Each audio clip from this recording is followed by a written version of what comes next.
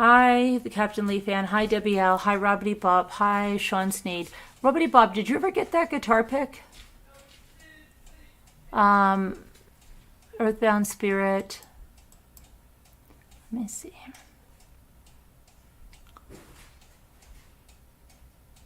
Gotta get in the right. Gotta get in the right thing, in the right thing.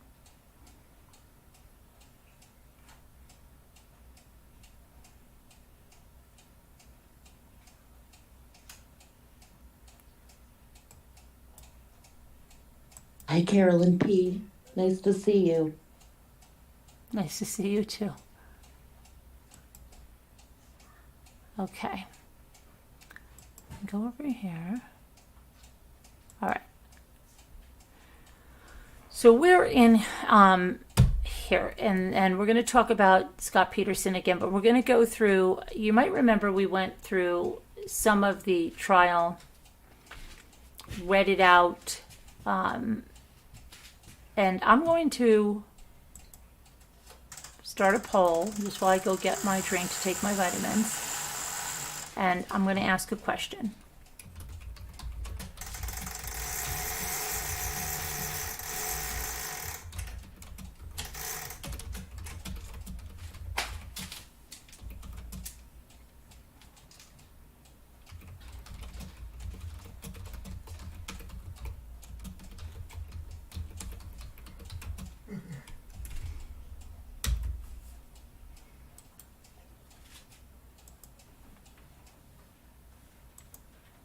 Okay, so you can answer that. I'm just going to grab my vitamins and my kombucha. Hi, Carolyn P. Hi, Margot. Robbity. I don't know if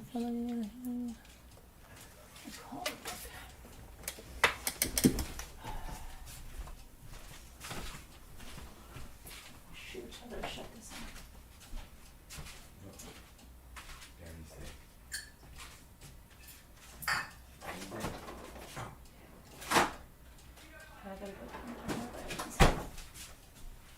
Did you ever take care of Luke?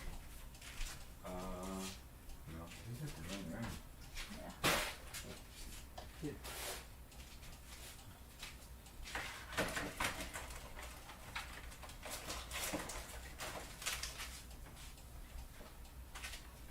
I'll try to get flu shot tomorrow. Don't forget to call that place first thing. I got it.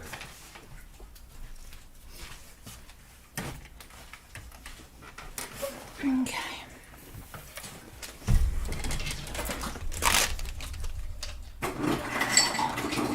All right. So let's see. Close. So you're saying you want us to do that.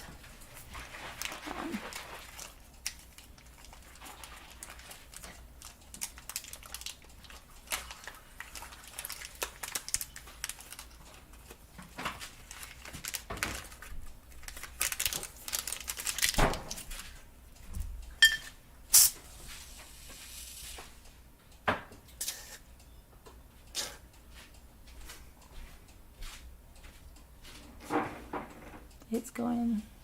Come on. Stop.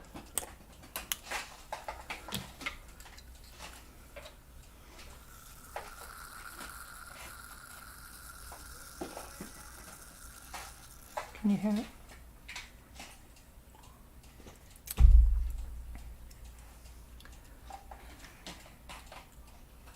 I'm not gonna gross anybody out, so I'm gonna. Yeah, we hear you. Wait, what happened? I just had to swallow a bunch of vitamins. I didn't want to gross anybody out. I just took a whole bunch at one time. Oh, so. when you said, can you hear me? I thought you... No, I said, thought can you you hear the kombucha fizzing? No, we can't hear anything except for just you talking. We don't hear anything else. Hey, Jimmy, do I have another one of these in there? What is it? The zinc. I'll see. How could I be out of that one already? Oh no, Carolyn, why are you taking zinc? I take it every day. take it every single day. All right, good. Yeah. What is Every, it? Is it that a zinc? yeah. A Solgar? No, the quercetin. Oh, it's empty. I don't know. Unless you don't have one there. Usually,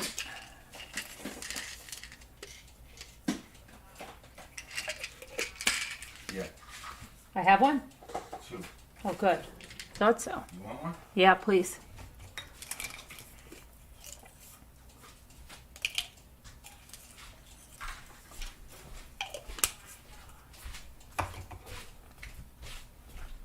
About that. I'll be right. I'll be done in a second here, guys.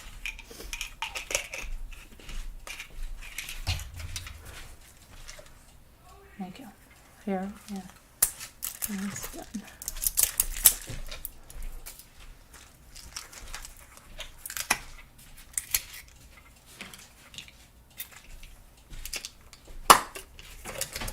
Hi, Crafty Crafter on a budget. Hi, Lisa L. Hi, Earthbound. Hi, Flower Girl Phillips. Hi, everybody. Are your kids off from school tomorrow, Nicole? Yeah, Oh, they shoot. are. Yeah, They are? yeah. I just dropped it.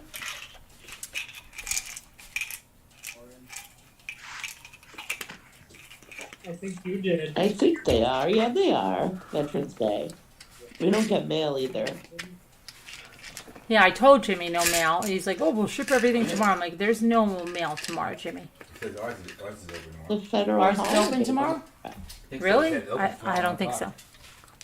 It is a federal holiday, isn't it? There's no mail. Maybe it's sure it's tomorrow or Monday. It is. I'm surprised. Why is Jimmy saying that? Or I'm supposed to. Don't listen to Jimmy, though. He also said that the lottery was still going on. I said that. The I did say bank that. in Canada are closed tomorrow. So wherever he's getting his news from, it's fake news. Our bank is closed and we have no mail tomorrow at all. Like, I Yeah, we don't can't have send packages. Yeah. That's why I can't send And our Look it up parcels. once, stores I'll are see. You're closed supposed half to a day serve. only. I'll look up right now. Oh, okay. I'm sure of it. Close, opens 1 p.m.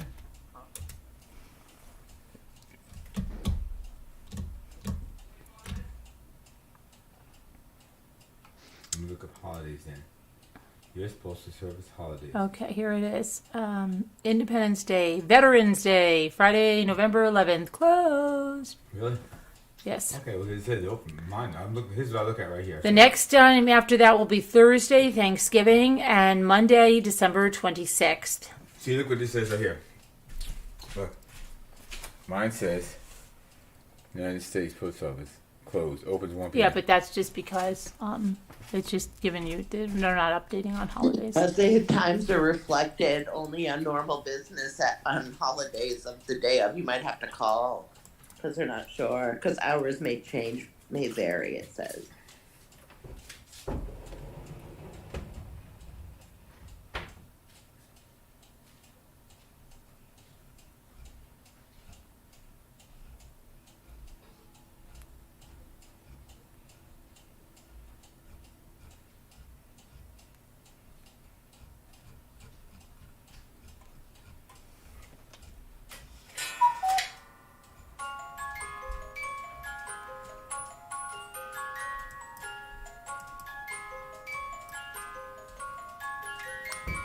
Okay.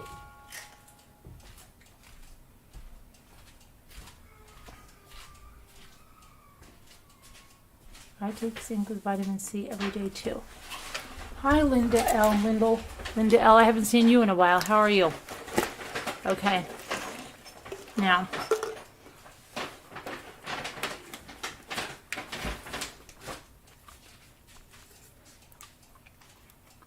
Oh no, we don't have P.O. Box access. Are you kidding?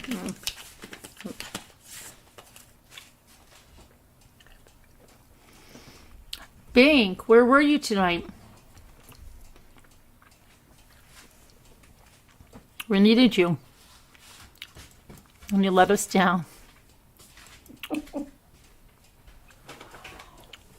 All right. You blew it, Bink. You blew it. I'm kidding. I'm totally kidding. I love you. I'm kidding. Okay. So we were. Let's see. Appeal information. People versus Scott Peterson.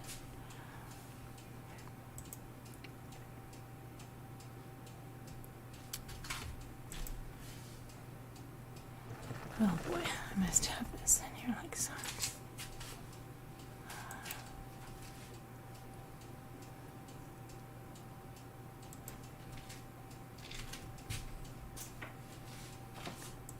Okay, it's my file is downloading here. Honey, you see where my shampoo went?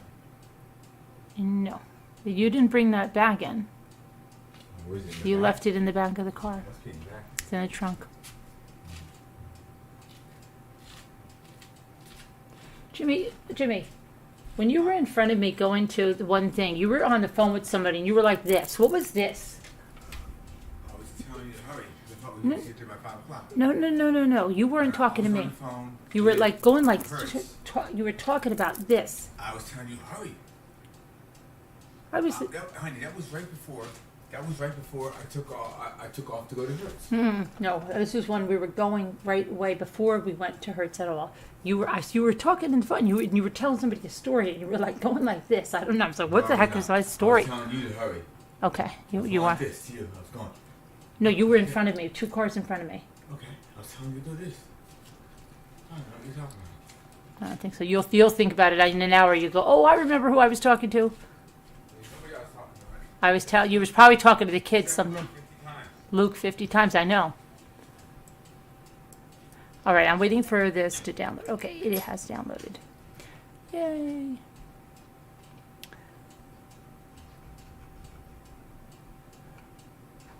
Come on.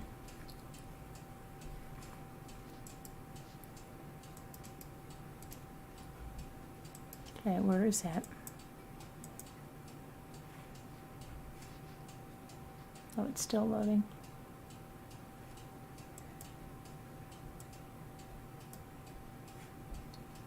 Oh my goodness.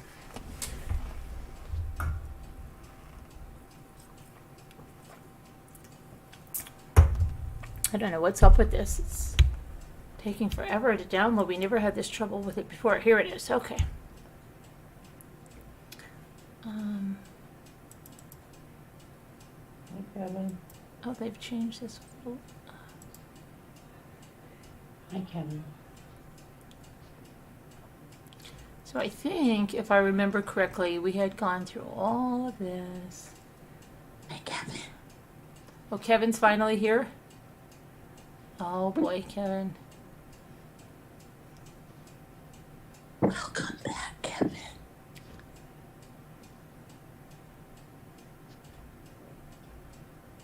What the heck is this? Okay, I don't know if anybody's not familiar with the Laci Peterson case. There probably is, maybe, somebody that's not. But I'm going to give you the prosecutor's opening statement just in case you're not, okay? Hi, Shanna. So, thank you, Your Honor. Ladies and gentlemen, think back with me to December 24th, 2002, Christmas Eve in Modesto, California. And I'll put pictures in here as I go along. At 5:15 in the evening, Sharon Rocha was getting ready to prepare her Christmas Eve dinner. She was planning on having her daughter, Laci Peterson, and the defendant, Scott Peterson, over for dinner that night at 6 o'clock. She was doing the things that everyone does to get ready for Christmas Eve dinner. Finishing getting the table ready, finishing putting presents under the tree, working on dinner. It was a normal Christmas evening in Modesto for her. At 5:15, sometime around there, the phone rings. She picks it up and she hears, it's the defendant, Scott Peterson, her son-in-law. And she hears him ask this question. He says, Mom, is Laci there with you? She says, no. Like a questioning no, like, why would she be? You are all not supposed to be here until 6 o'clock tonight. And this was at 5:15. He says, well, you know, I came home. He didn't say where he'd been. He says, I came home and her car was in the drive. and I went in the backyard. I went in the backyard as they do in this house. You will hear, you go into the backyard. I found our dog with his leash still attached, and she says, well, no, she's not here. I haven't heard from her all day. He says, she tells him, have you called any of her friends? Maybe they came and took her. Maybe she's over there doing something with them. He says, no, I haven't. She says, okay, well, why don't you do that? Call her friends and then call me right back. So they hang up. A few minutes go by, and she knows it isn't very long. She is going to tell you she knows it wasn't too long because she remembers thinking that, boy, it was kind of a quick time for Scott Peterson to have called all of her friends. But he calls back and he says, the second time he says, I talked to her friends and I haven't been able to locate her. And he says, Mom, Laci is missing. And it was those words and the inflection in his voice, the whole circumstances of the conversation, and right then, Sharon Rochin knew that things were very seriously wrong. She said, have you checked with the neighbors? Maybe she is out delivering Christmas cookies at the last minute, something like that. Have you made any efforts around the neighborhood to locate her? And he said, no, he hadn't. So she said, why don't you go do that? And as soon as you're done with that, call me back. So they hung up. Hold on a minute. You find it? Hold on, my thing is loading. Okay. Let me just get a drink.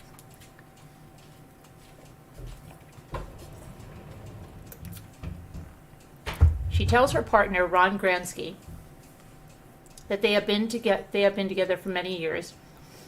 You're going to hear, and he considers himself Laci's stepfather. In fact, pretty much raised her along with Sharon. She tells him, Ron, something is really wrong. Laci is missing. At that point, she tells Ron to call the police, and he does that.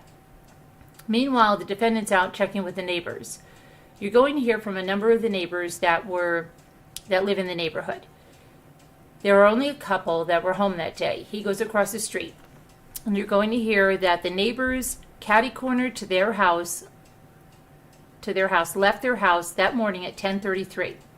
Susan Medina, she's going to tell you that she knows that because she made a phone call to her son in Los Angeles and said, hey, we're coming down for the holidays. Her phone bill shows that they left at 10:33.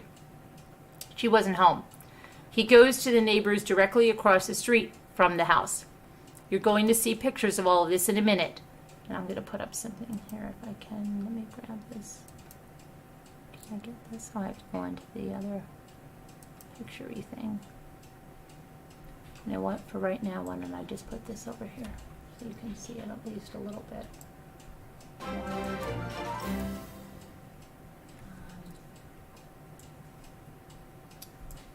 Who was that? Was that I see what that was. Hey, Nellie. Cancer sucks. It certainly does. Welcome to becoming a Deputy Rambler. Really appreciate that. Thank you. So, I can make this a little smaller because now I can't read the whole thing. You're going to see pictures of all of this in a minute. I want to talk to you about this before I do that.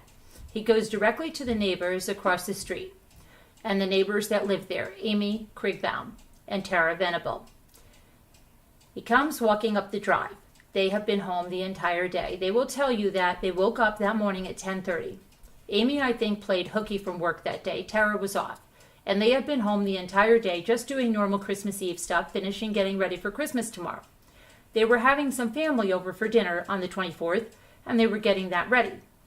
And they will tell you that when he came up, the defendant asked them, he said, well, have you seen Laci today? I can't find her. She said, well, no, we haven't. We have been home all day and have been in and out of the front yard. Their house looks directly across to the Peterson home at 523 Covina. She said, we haven't seen her. We have seen her car parked in the driveway all day, but the blinds were down in the house and the house looks closed. We didn't think anybody was home. They asked, "Why? What's going on? What's the problem?" He told them, he said, "Well, you know, Laci is missing." She said, "Missing? What do you mean? Where have you been all day?" He said, "I was out golfing all the day." And he said, "I have been out golfing all day. I just got home and I can't find her. And I have made a couple of phone calls throughout the day to try to reach her. I wasn't able to do that." With that, the defendant then left their house and saw him move on down the street, presumably to check with some additional neighbors. They talked about what they should do, if anything. This is a pretty odd situation to have somebody missing on Christmas Eve. They decide, we'll go out and see what we can do to help. Tara's 9-year-old son, and he was 10 at the time, 12 years old. He was 10 at the time. And they kind of have him wait at the house. And they're going out to try to help as best they can to look. That's what's going on at 523 Covina. So let's go back to Sharon Roach's house. And she's waiting for that third phone call. She lives in Modesto. It's a little bit across town. You've got Scott Peterson out talking with the neighbors, and you've got Sharon Rocha back at her house. Scott Peterson then calls her back and says, "You know, I checked with the neighbors. Nobody has seen Laci today." And he says, and she tells him, "You know, at this point she's kind of in full panic mode, quite frankly. She's going to tell you she's very upset. She doesn't really know what to do. She says, you know what? I'm going to come over and try to help you look for her." She tells Ron, "Hey Ron, we've got a serious problem. We need to get over there and help him look." She tells Scott Peterson, "I'll meet you down in the park, and you are going to see pictures of this in a minute. There is a large park in Modesto. I know we're here in the Bay Area. Most of you are not familiar with Modesto, so you're going to see a lot of pictures today. A lot of things maybe make you a little more familiar with the situation. But where we're dealing with here, it's a small residential neighborhood in Modesto, 523 Covina. So towards the end of the street, there is this small footpath that leads down a steep hill into what's called Dry Creek Park. It's a large park. It's 5 miles long. It's fairly heavily wooded. It has a bike path down the middle, a creek running down one side, and it's got street lights that run along the bike path. It's a heavily used park, and Laci Peterson, early in her pregnancy, would frequently take the dog for walks down in the park. The reason Sharon was immediately concerned, she's going to tell you this, and she wanted to go down to the park, was earlier, late in October. I'm going to show you this in a minute. Late in October and in early part of November, Laci had been taking the dogs for a walk down in the park and had gotten sick. She had gotten very dizzy and she felt like she was going to faint. And this happened on 3 or 4 occasions, and she was actually told by her doctor not to take the dog for walks, not to exercise anymore. At this part of her pregnancy, Sharon said that she was afraid that Laci might have taken the dog down to the park for a walk and got sick and passed out, and is now down in the park needing help. So she calls her friend Sandy Rickers and said, "Sandy, I'm not in any condition to drive. We're having a problem. Laci is missing. Can you come and pick me up and take me to the park?" Meanwhile, Ron has called the police. The police have told him to stay at the house. Wherever you call from, that's where they like to meet you at. Stay at the house and we'll contact you there. Sandy and Sharon go down to the park. They call Ron's calling other family members while this is going on. This is probably around 6 o'clock now on December 24th. Ron calls Harvey Kemple, which is Laci's uncle.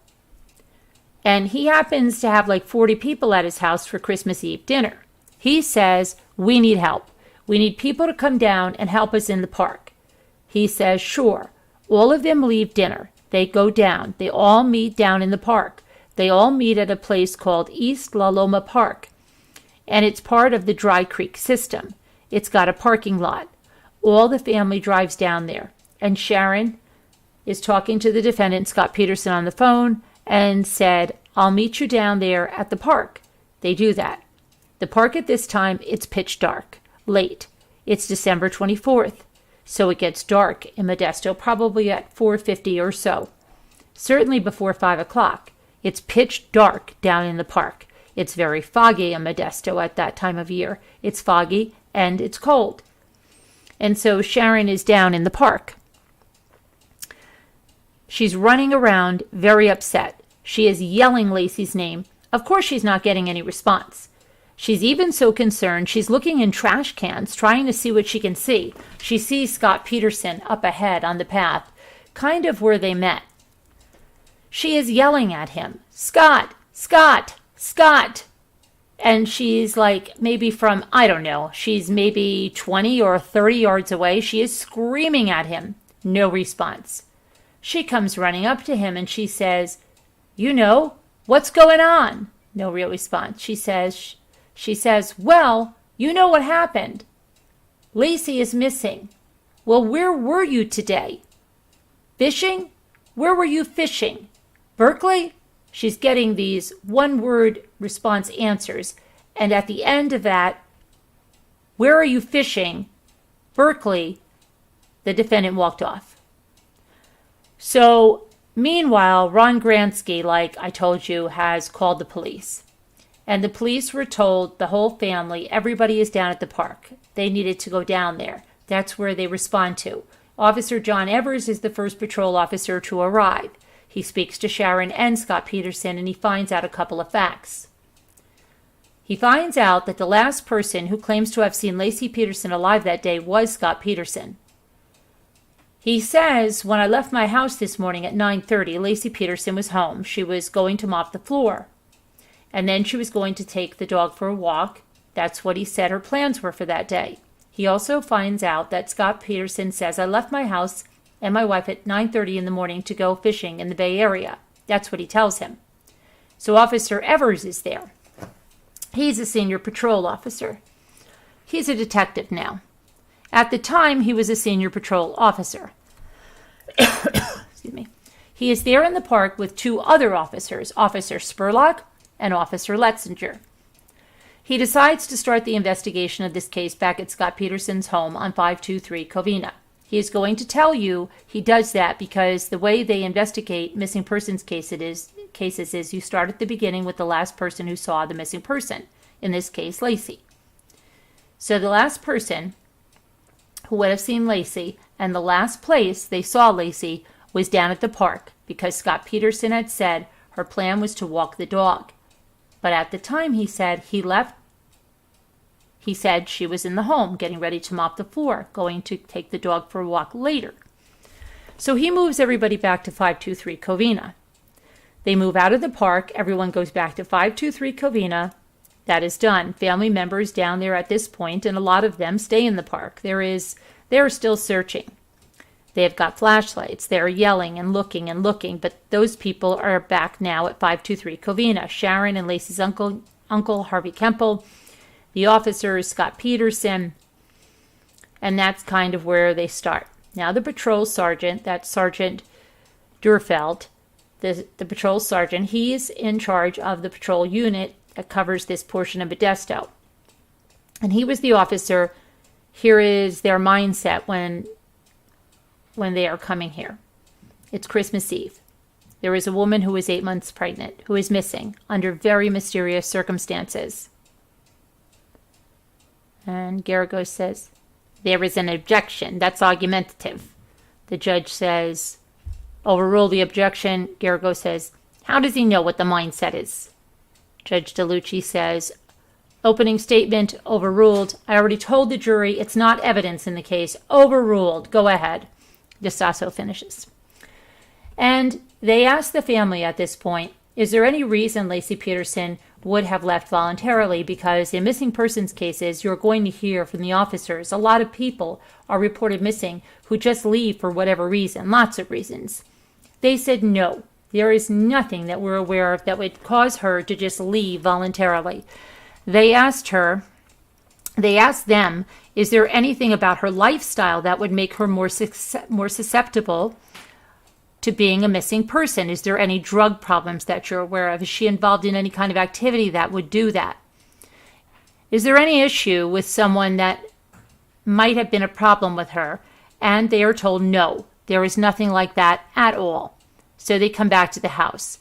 And while they're back at the house, the officers are kind of deciding how to start the investigation. Sergeant Durfeld is lining up resources to search the park. And to do that, he's calling in additional patrol officers. He's trying to see if he could get some of the Modesto police dog teams to come down and run through the park. And he's also working with Sheriff's Department to see if he can get their helicopter to fly aerial over the park. The helicopter has an infrared device. What that does, that is, looks for heat sources on the ground. As part of that, they have to go down and clear the park because they got to get who they know is in the park out of there.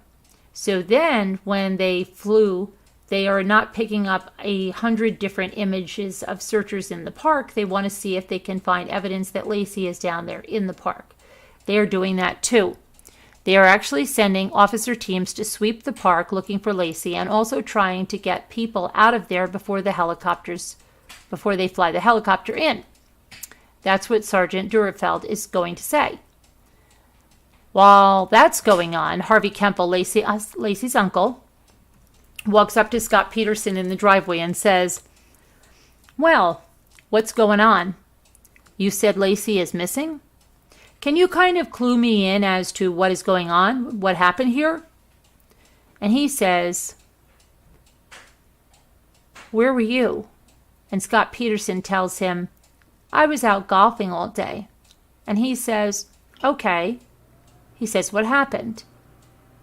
"Well, I came home and Laci wasn't there. That was it." That's about all he told him. And again, the defendant walked off. Officers Letzinger and Spurlock, they said, because that's the last place she was seen, like to go through this into Scott Peterson's house and see if they could find her or see if they can find evidence of what happened to her, I should say. They asked Scott Peterson, can we go in and look, in your house to see if there's any evidence, something that might have happened there. Well, was she, abducted from inside the house? Was there evidence of a burglary in this house? Was there evidence of a forced entry? Did something bad happen in the house? Scott Peterson says they can. So they all go into the house. When they go in there, they look for a couple of things. They look at the windowsills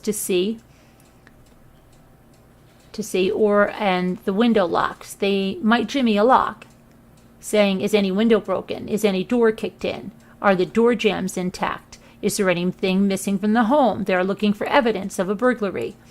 They are looking for evidence of a robbery, something like that inside the house. There was nothing out of place at all. In fact, they asked Scott Peterson, is there anything missing from your home? And he tells them no. As far as he can tell, nothing at all is missing. Christmas packages are under the tree. All of Laci's jewelry is still intact. Everything is there. They said, well, are Laci's personal belongings here? Because her car is still parked out in the driveway. She was driving a green Land Rover at the time. He says, I don't know. So he says, tell you, we'll take a look. She always hangs her purse either one of two places, either puts it on the kitchen table or she hangs it in the closet on a hook. And they look on the kitchen table, it's not there. They go into the master bedroom and they look in the closet and then Laci's purse is hanging there in the closet. And they're going to tell you that they opened it up and they looked inside. And they saw her keys and her wallet, her checkbook, all of her personal items, her glasses, which were, I should say they saw her sunglasses case, which was inside her purse, all of her personal items that if you left somewhere voluntarily, you would likely would take with you.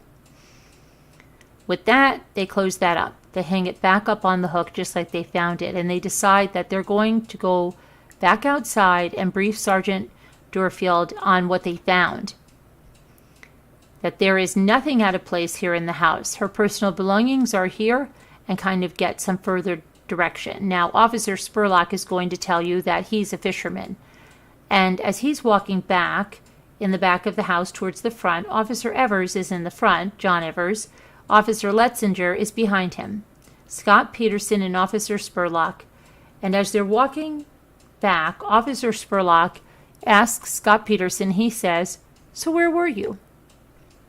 What was going on today? Were you working all day?"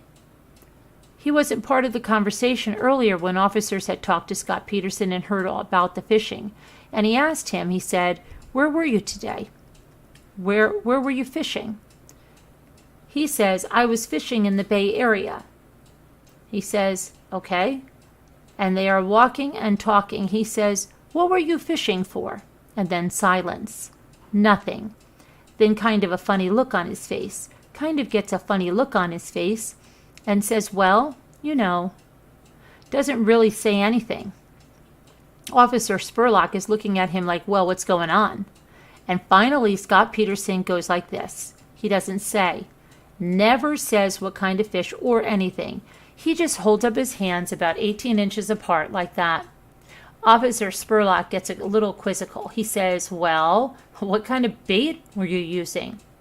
And he says, Scott says he couldn't really tell him. He finally comes out. He says, "Well, a lure." He says, "A lure. What kind of a lure?" He says, "A silver lure." That was all he says. And Officer Spurlock says, "Well, you know, can I see your fishing equipment? Where do you keep all that stuff?" And Scott Peterson tells him, "I keep it at my shop."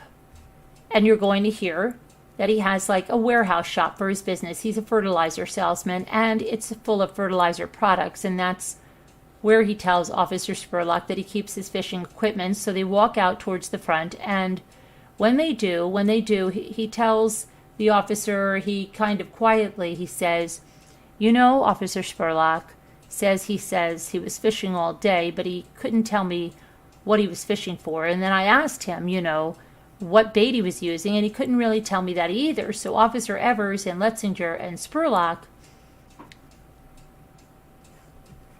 hold on.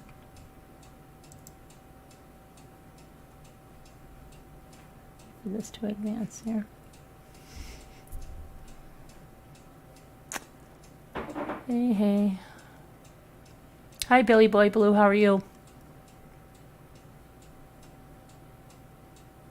Sorry that this is taking some time to advance here.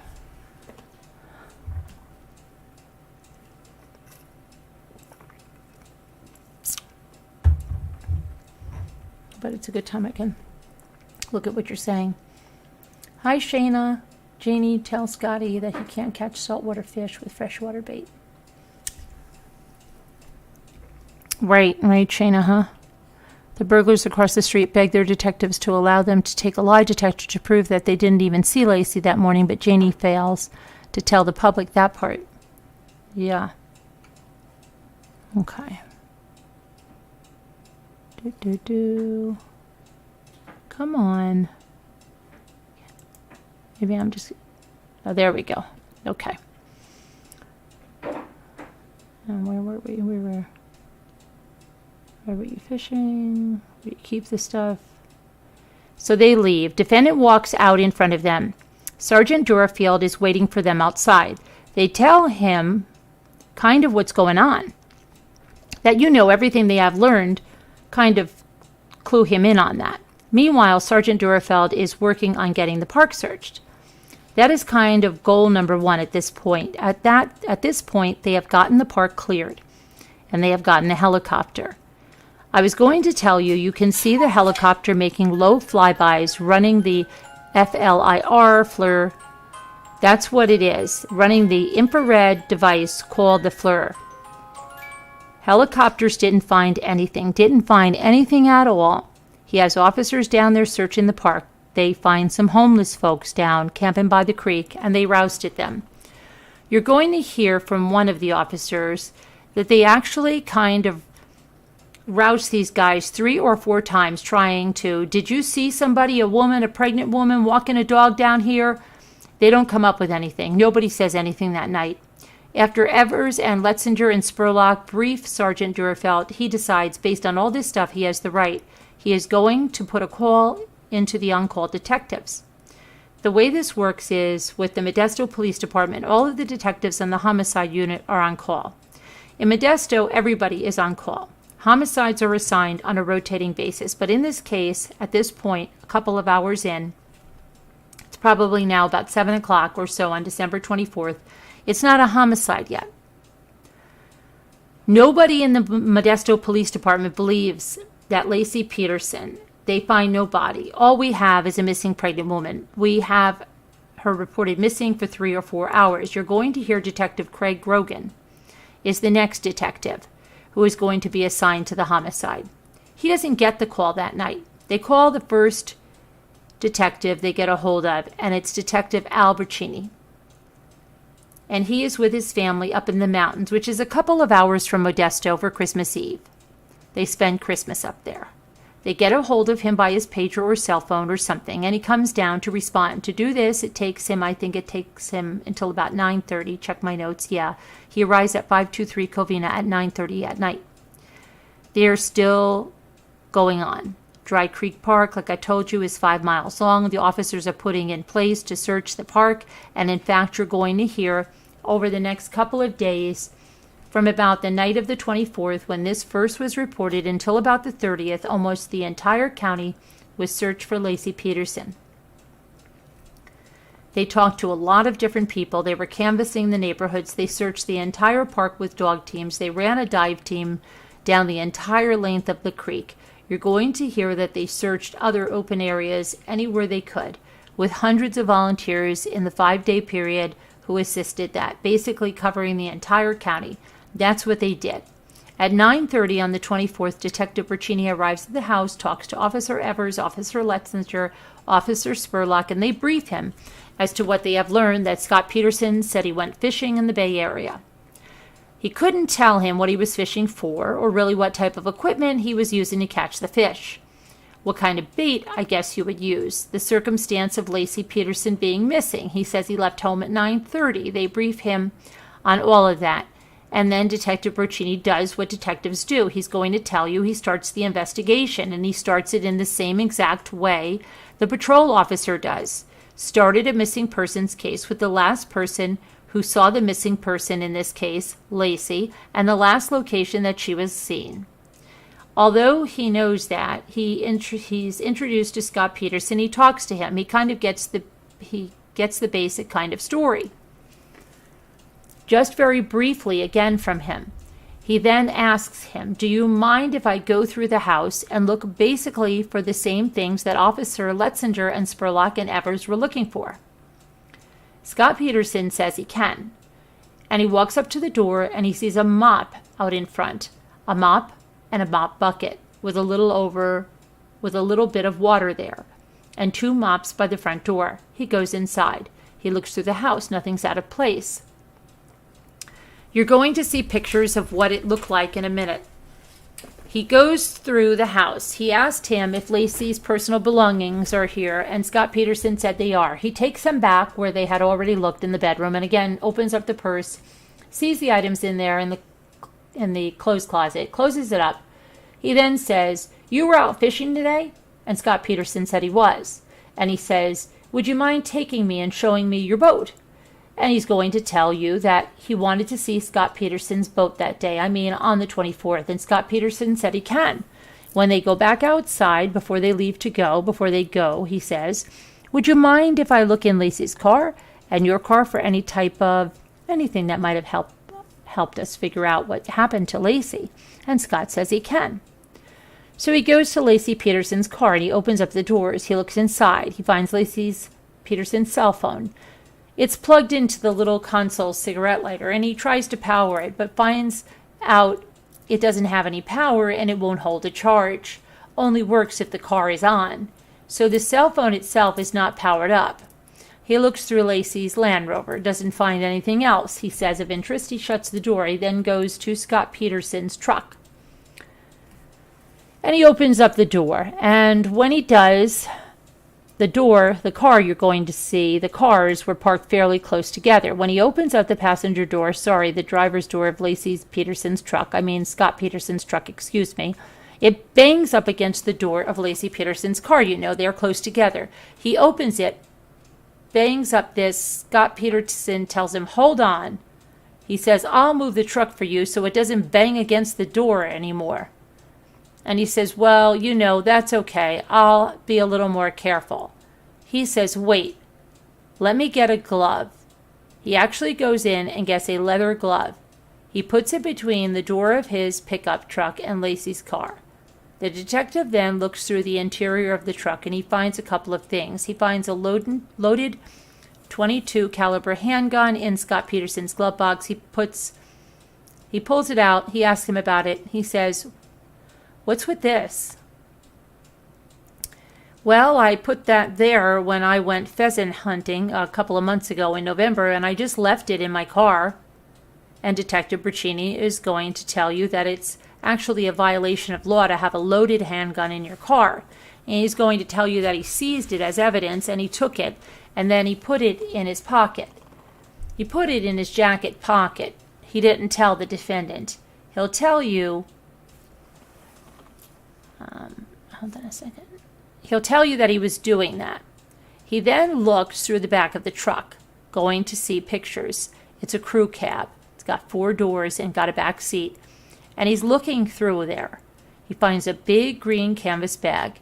And in the canvas bag, he finds a camouflage jacket that Scott Peterson said he wore fishing that day. That's dry. He said he found a Big 5 store bag, plastic bag that you get the stuff in when you buy something for Big 5. Got Big 5 on there. It's got a receipt that says that items were purchased on December 20th. Inside this, he's got 2 saltwater fishing lures that are unopened and in their packages. You will see those in a minute. And also on the receipt, he sees that there was a fishing pole that was bought and a 2-day fishing license bought on December 20th. He leaves all of those things there in the bag, and then he goes and looks in the bed of Scott Peterson's truck, and he looks through and he sees a couple of things. He sees 3 large patio umbrellas, the kind people have you put them in your backyard. Sometimes you have seen them, these farmer markets, big canvas kind of patio umbrellas. 3 of those all wrapped up in a tarp, a blue tarp. He sees a brown canvas boat cover kind of wadded up and shoved in the back there. While he's looking in the back of the truck, you will see Detective Braccini. He's a short man. He is standing up on the side of the truck. When he's doing that, he puts his keys on the wheel hump of the bed of the pickup truck.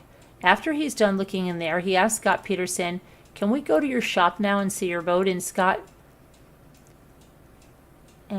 Scott Peterson says they can. They go out to get in Braccini's car, and Detective Braccini, Scott Peterson, and Officer Evers are all going over to Scott Peterson's shop business, which is 4 or so miles away, and take a look at the boat. When they get in there, Detective Braccini goes to start his car, and he realizes he doesn't have his keys. He says he can't remember where he left them. He tells Scott Peterson, he says, I left my keys in your car. I need to look. Scott Peterson opens the truck back up. They don't find them. He looks in the bed. He finds them where he left them, on the wheel hump. He gets back in his car, goes out to the car, and they drive to the shop. When they get to the shop, you're going to see the pictures of the shop. It's in one of those strip malls, an industrial area like a strip mall, that has these little bay offices and bays, office bays, all the way down the line. There is kind of those metal put together kind of bay industrial, big industrial areas that you see. When they get there at this point, it's probably about 11 o'clock that night on Christmas Eve. It's pitch dark, of course. There is not a soul around because nobody's going to be at their shop at 11 o'clock on Christmas Eve. When they get to the shop, the officer had driven his patrol car. Detective Braccini drove his car with Scott Peterson. They get there. There was a big bay door that you open with a chain. There is a little, I call it like a man door. The door you walk into and out of the shop. I'm pretty sure he means main, not man. and there's a little door that they go in. They walk into the office of the shop. Scott Peterson unlocks it. They walk in. There is an office area there. There is a wall and a window that's covered with a bunch of items. You will see a picture of that. There is another door that goes through there out into the bay portion of the shop. When they walk in, it's dark, and they are shining their flashlights as they walk in the door. Scott Peterson says, well, there is no electricity in the shop.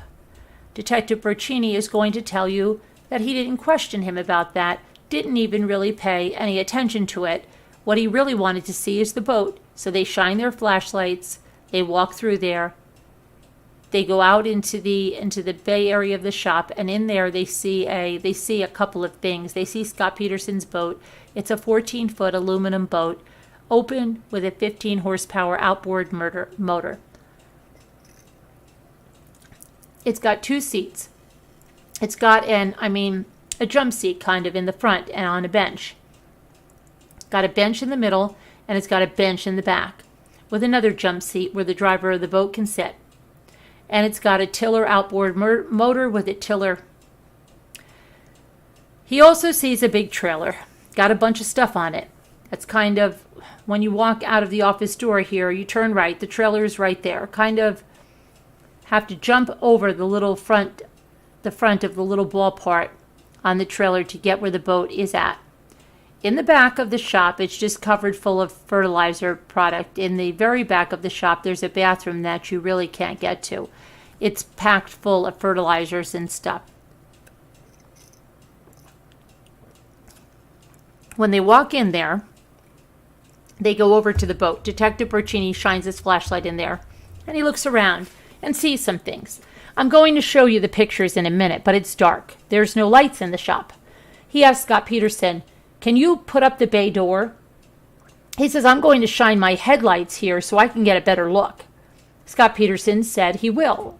He rolls up the bay door. Detective Bercini turns his car around so the headlights are focusing on the boat, and he takes 6 pictures. When he does that, he has his notebook, which he has been taking notes with as he has been talking to Scott Peterson about what's going on. Letzinger and Evers, he takes notes. He takes this notebook and puts it down in the bow of the boat. He does that, puts it down so he can hold the camera and take a picture. He does that. You're going to see pictures in a minute where his notebook is there in the bow of the boat. And Detective Bercini is going to tell you he's a little embarrassed about what happens next. And after they were done taking the pictures, they all went back to the Modesto Police Department. They went back. Now they closed the door and they went back to the shop. They locked it up all the way back to the Modesto Police Department. Officer Evers, Scott Peterson, and Detective Bercini. And Detective Bercini says, I'd like to sit down with you. Now it's probably midnight at this point, and take a very detailed statement. Exactly what happened. He tells him, I have to do that for a couple of reasons. You're the last person that saw her, and you're obviously someone who is close to her. And this is just part of the game. Game is not the right word, just part of the drill, I should say. And Scott Peterson says, okay, no problem, I'll do that. As they are walking in, Detective Bercini says, you know what? I forgot my notebook. He says, I can't take a statement from you unless I go over all those notes that we have been working on for the last 2 hours. Got to go all the way back to the shop, which they do. They get back into Detective Bercini's car. They drive all the way back to the shop, 4 miles, and Scott Peterson opens up the door for him. He goes in ahead. He walks in, his flashlight over there, shining it around, looking where he left his notebook. He shines it. They see it in the boat. Scott Peterson hops over the trailer like I told you he had to do. He runs over, grabs the notebook, hands it back to Detective Bercini, says, here you go, now we can go. That's what they do. They go out of the shop. They go back to the Modesto Police Department. Detective Bercini takes a detailed statement from the defendant. I want to go to the computer and not walk around so much, so I'm going to be a little static here. Let's go to December 24th. We can take a look at exactly what Scott Peterson told Detective Bercini he did that day. He said this. He decides to go fishing that morning because it was too cold to go golfing. He told Officer Evers that as well. He told Sergeant Evers it was a morning decision. I'm sorry, I'm going to block your way. He said it was a morning decision. And go ahead, check on that fishing. Here are the options here in this area. You aren't familiar with the fishing options available to people in Modesto, but here are the places that Scott Peterson could have gone fishing that morning when he decided to do that. There is a fishing area, Fox Grove. It's an area that is 9 miles away. It has facilities for a 14-foot aluminum boat. 23 miles away is Turlock Reservoir. It's another place you can go fishing. You can go fishing 19 miles away at Modesto Reservoir. Each of these locations is not far from the house at 523 Covina. 26 miles away is the Mossdale Crossing. 23 miles away is the Woodward Reservoir. You can see that there is 1, 2, 3, 4, 5, 6, 7 other locations that you could go fishing near Modesto in a boat the size the defendant had. Instead, the defendant chooses that morning to drive 86.2 miles, almost 90 miles from Modesto late in the morning to the Berkeley Marina. And that's what he tells Detective Bercini. This is what he decides to do when he is going to go fishing. He leaves home, you can see, after 9:30. What you are going to hear from a woman by the name of Kristen Reed. He tells Scott Peterson told Officer Evers, Officer Spurlock, Detective Bercini, Detective Grogan. I think that's it. He told all of these people over the course of a bunch of different days that he left his home at 9:30 that morning. That's what he says. You're going to hear from a woman by the name of Kristen Reed, who was a friend of Scott and Laci Peterson's. And what she's going to tell you is that on December 24th, she was actually driving to work that morning. She was running late. She knows exactly what time it was. She drove past the defendant's house and their house at the end of the street. She lives on Covina, goes down this way. She is driving straight. She looks out of her passenger window. So she drove by just out of habit to see if there was someone there. She says she did that. She's going to tell you that she did that because if she had seen the defendant or Laci, she was going to go down and say hi or something to them since it was Christmas Eve. She knows what their cars look like. She knows exactly what time it was because I looked down at my clock right before I looked up and it was 9:39. She did this. She said she looked out of the window there and she says Laci Peterson's car was parked in the drive and Scott Peterson's truck was parked in the drive. Go ahead, check on 9:30. When the officers went back and checked the defendant's cell phone records to see what his cell phone activity was on that particular day, they found out some information about what time regarding when he left his home. Let me explain how cell phone stuff works real quick. When you pick up your cell phone and power it on, just turn it on, nothing happens. Nobody can track you. Nobody knows where you are. Nobody knows anything. When you call someone on your phone and your phone connects somewhere, it connects another cell phone to you. That's how it works. And the phone company in your records, it records what cell phone tower you are using. The cell phone towers have radiuses that they cover. So if you were in this cell phone tower radius, I'm talking to someone and I move as I'm driving down the road to this one, the cell phone company transfers you from one cell tower to the next. That's how it works. Bounces you along. You don't know that it does. It's seamless. Seems like you are on one call, that's all. That's what's happening. As that's happening, and it's recording your cell phone towers where you are at. Bang, bang, bang, okay? And also does that if you connect to your voicemail. If somebody calls you and leaves a voicemail, it doesn't do that. If you call your voicemail, you actually have to connect to the phone company through a cell phone tower. So if you call your voicemail on your cell phone, the company knows where, within what radius, where that phone is being used. That's what happened that morning. At 10:08 in the morning, Scott Peterson called his voicemail. And what the cell phone records show is that he was within the radius of the cell phone tower that services his home.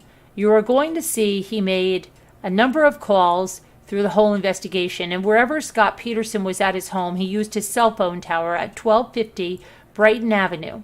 That's the tower he used.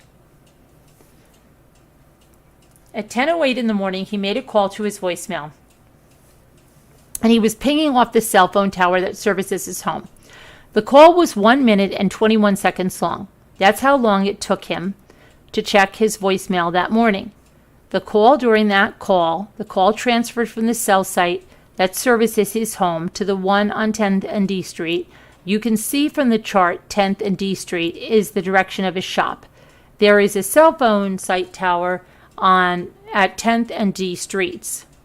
Investigator Steve Jacobson is going to talk to you during this trial about the phone stuff. He drove a police car from Scott Peterson's home in the direction of the 10th and D Street cell phone tower. What he's going to tell you is that he knows the radiuses are covered by these cell phone towers, and it took him almost exactly a minute and 21 seconds to leave Scott Peterson's home, driving his car at just a normal speed, within the speed limit, to transfer into the next cell phone site tower. Approximately the 1 minute and 21 seconds.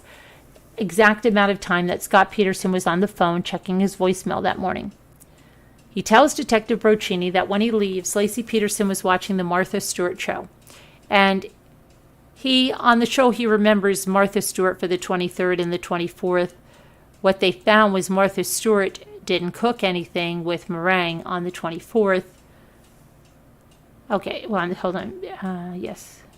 Didn't cook anything with meringue on the 24th. She actually cooked a segment around 9:40. That show, broadcast at 9 o'clock. It's an hour long. At 9:40, 40 minutes into the show, on the 23rd, she cooks a segment with meringue. He says that he remembers Laci Peterson was doing this because that was her favorite show. That was the show she watched all the time. Oh, she watched the same show all the time. She just loved that meringue show, I guess. On the 24th, Martha Stewart didn't have a segment with meringue. He says when he left his house, Laci Peterson was wearing a white long sleeve shirt and black pants. He says she was getting ready to mop the floors to walk the dog. Go ahead. This is the missing persons report that he gave to Officer Evers. He gave the exact description. He says, you can see right here that this was the white long sleeve shirt and black pants. That's what he said. He also said that she was wearing her diamond ring, diamond earrings, and a diamond necklace. He was very specific about what jewelry she was wearing, where he says that when he says he leaves that morning, you're going to hear that Laci Peterson's diamond ring was actually in the shop that day. You're going to hear that her diamond earrings were never found, and the diamond necklace that she almost always wore was found at the house. Scott Peterson never changes the description he gives about the clothing that he says Laci was wearing. He tells Officer Evers that. Tells Detective Broccini that. He tells Detective Grogan that the next day. And in fact, that's the description that goes out on all of the reward posters and everything else, that when he left, Laci was wearing black pants and a white top. In fact, you're going to hear that. You're likely going to hear numerous people called in saying they saw Laci Peterson that day walking around Modesto wearing black pants and a white shirt. And you're going to hear when Laci Peterson was murdered that she was found in khaki-colored maternity pants. You're going to hear about that in a minute. Go to 1 of 2. You can hear what she says. He told Officer Evers when he went home after 9:30, went fishing. He then returned home at 4:30 and to discover his wife missing. Okay, click out. You have to go to the slide. He said he drives to his shop. He does a little bit of work there. He sends an email. He does some other things. He says he picks up a boat. Go ahead and click on that boat. That's the boat and trailer I was talking to you about earlier. Where's this man standing there, right there in the office? There was a door that comes in, and here is Scott Peterson's boat. Go ahead. He says he drives almost 90 miles, like I told you, to the Berkeley Marina. The overview, what the Berkeley Marina looks like. Go to the next. This is the boat launch area. You can see that there is 3 launch docks. That's where you park your car. There is a little ticket dispenser that you buy right here. I don't know if you are familiar with how to launch a boat. The way you do it is you just back your boat down, put your truck into the ram, on the ram, put the boat into the water, the trailer underneath, unload the boat, take it up to the dock, and then go park the car. That's how you do it. Click out of that. He says he arrives at 12:54. I think, ladies and gentlemen, he has arrived around that 12:40. Here is how. Click on the next one. 1, 2 of 2. Here is the actual ticket with that Scott Peterson gave Detective Broccini, that he said he got from the Berkeley launch ramp. You can see, welcome Berkeley Marina. The time, 12:54 p.m., December 24th, cost $5 to launch a boat from there, expired 11:59 Tuesday night. Basically on the same day, December 24th. Go ahead and click that. You're going to hear evidence. It was very unusual for someone to have launched a boat at Berkeley Marina on December 24th when the police went there later on, the 27th. They asked the marina employees, can you run a receipt for me that shows how many people bought tickets to launch their boats during this period of time? Can you run it for me on the 24th? Yes, we can. It's actually what we can do. We can run that from the last time we ran it, which was December 23rd, and you will see. They first ran it on December 23rd, where the detectives went there on the 27th at 8:57.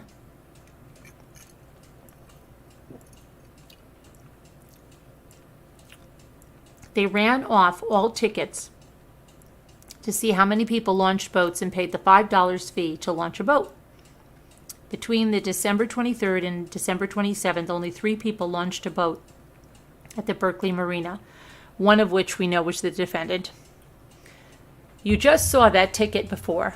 The defendant and 2 other people were the only ones that launched boats at the Berkeley Marina and paid the launch fees between the dates of December 23rd and all the way to the 27th. He says he gives very specific description about where he takes his boat. He says he pilots his boat from the Berkeley Marina to an island covered in trash with a broken down pier and a no landing sign. This is the only location in the entire San Francisco Bay that meets that description. There is an island called Brooks Island. This, you are going to see the pictures a million times in this trial that we're going to start right here in the Berkeley Marina. This was an aerial photograph that was taken sometime in 2003. I think it was taken in September. We get an aerial view. You can see it was. The vegetation, it all looks dead. It's end of summer, but this is just an aerial view. So you will see what it looks like. Here is the Berkeley Marina. It's almost exactly 2 miles north of the island, Brooks Island. Look for further reference. Laci Peterson, exactly 2 miles of this island, Brooks Island. Look for further reference. Laci Peterson's body washed ashore right here. Connor Peterson's body washed ashore right here. Here is Brooks Island area. We're going to look at it right here after the tip of the island. So here is where we are. Here is this particular location right at the tip. Go ahead and click. You will see that there is trash here and there is a no landing sign. This is a very tip of Brooks Island as we are looking at it there. Next pictures we're heading this way towards the main part of the island as you are looking to it off to the left. Go ahead. There is more debris all along the island. There is a kind of looking at it off to the left. Go ahead. There is more debris all along the island. There is a kind of gravelly beach along Brooks Island, another large no landing sign right there. Go ahead and click, and you can see that there's a big prominent no landing sign right here. Let's see. After we were together slightly further down, I can put a picture slightly further down as we're setting here. Off to the side, off to the left, there's a broken down pier. So go ahead, next, go to the next slide. While this is going on, I need to go back for a second. So the defendant says he's gone to his boat. He's gone out fishing at the Berkeley Marina. He says he left at 9:30. We talked about that. At 10:18 in the morning, Karen Service is backing her car out of her driveway. Karen Service is backing her car. Is the next neighbor next to 523 Covina. Karen Service is right. Take a look up the street. Karen Service is right to the right. She is the house right next door, the house to the left of my right. The other side is owned by Kristen and Greg Reed, the same Kristen Reed I told you drove by. It was owned by Greg Reed's grandmother who died back in April of 2002, and it was vacant at this time. Karen Service at 10:18 is backing her car out of her driveway. There's a picture of what it looks like, so be familiar with her. She says she is backing out. She finds Scott Peterson's dog, Mackenzie, and she's familiar with that dog from living next door, standing in the street right directly in front of her house. So go ahead on that, click on that picture. Actually, here is Scott Peterson's home. Right here is Reed's grandmother's home, who died back in April. It's vacant. Okay. Is everybody still here? Hold on. Here. Okay. Just getting a drink. But who can really say where Scott Peterson tipped Laci into the Still here, water? Carolyn, just listening. Okay. Just making sure. Okay. Just getting. Okay. Karen Services' house is there. There is her car. She is backing out at 10:18 in the morning. She finds Scott Peterson's dog standing in the street right there. Go ahead. Now Karen Service initially tells the officer, let me tell you what she does with the dog. She goes out, she stops her car, she gets the dog, and the dog has a leash on. She bends down, calls him, or picks up the leash, takes the dog, tries to put it in the front gate, finds it's locked. She goes around to the driveway. You will see where that is in a minute, and goes into the backyard with the dog, holding the dog, kind of pulling him along, and goes all the way in the backyard. She walks around and she keeps calling for anybody. Is anybody here? Kind of, I found your dog. No answer. She just leaves the dog and leaves the leash attached. And then she gets to that side gate. It's open. She walks into an open gate with the dog. She leaves the dog there with the leash attached and shuts the gate behind her. She originally tells the police this. When the police come, he gets a hold of her. She says, well, yeah, they said, did anything. She says, I found the dog in the street. She says she originally told him what time that was. She states she originally found the dog at 10:30. She then gets a call from Scott Peterson sometime, I think it was the next day, on the 27th. He asks her with respect to her cell phone and says, are you sure about what time you found the dog? Can you be sure? She kind of starts thinking about it, and she thinks about what she did that morning. And she knows that after she put the dog in, she went back inside her house and washed her hands because the leash was wet and had this kind of like grass and dirt and stuff on it. And she went back inside and washed her hands and put the dog away. She washed her hands, got back in her car, drove downtown. It's not far, I don't know, maybe a mile or two, and tried to go to the bank. She said she drove around the parking lot. She couldn't find a place to park. She said she was planning on going to a Christmas store, which is at a different location downtown. She drove around the bank parking lot. She then went to a place called Austin's Christmas Store. She bought a couple of items. She went right back. She knew what she wanted, bought a couple of items, and came out. She realized that she kept the receipt from Austin's Christmas Store, so she said, I wonder if this has the time on it when I purchased the item, and it does.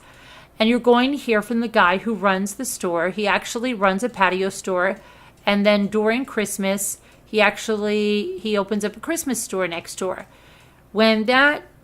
When he opens up that Christmas store, he sets that cash register receipt by calls up time, gets it, and sets the time in the cash register receipt, and that is what it remains for the entire time he is using it, basically until Christmas, of course. Then he shuts it down again for the year, and the receipt, you will be able to see the picture of this, but she brought those items from Austin's Christmas Store at 10:34 in the morning. So with that information, she says, she realized I couldn't have found the dog at 10:30 because I was at that Christmas store at 10:34. So what she did was she wanted to make sure, because Scott Peterson had asked her and the police had asked her, she wanted to make sure of the time that she found the dog. So she actually went back in her car. That is sometime a bit later, and she backed in out of the driveway, pretending to get out and find the dog, go back and wash her hands, drive downtown, drive around the bank parking lot, then go to Austin's Christmas Store. She timed it. And based on that, she backtracked from 10:34. She backtracked And she realized, I found the dog more like 10:15, 10:18, something like that. The judge says, Mr. DiStasso, we will take the morning recess. All right, ladies and gentlemen of the jury, you can take your little recess. Okay. So, well, that's a lot, huh?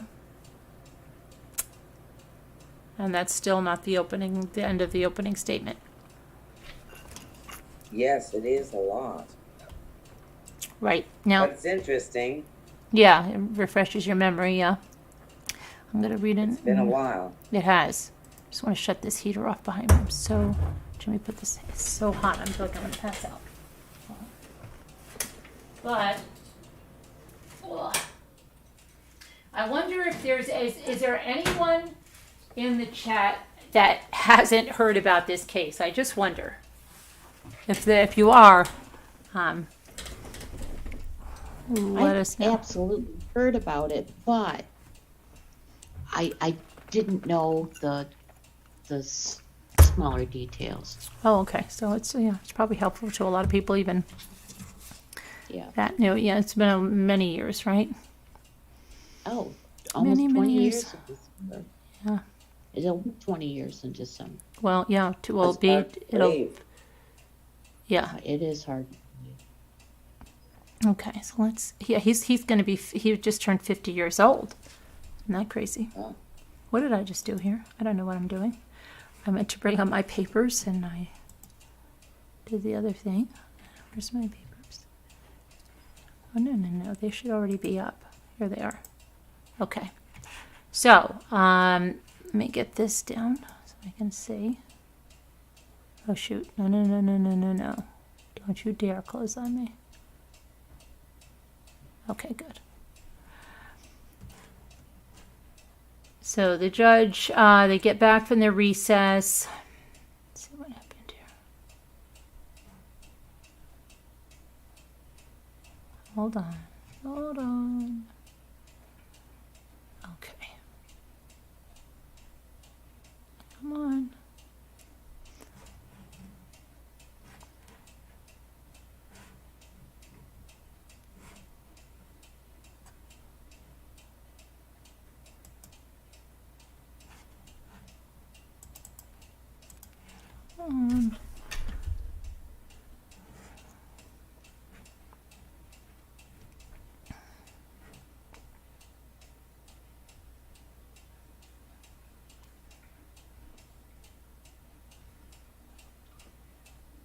Okay. I think we're right here.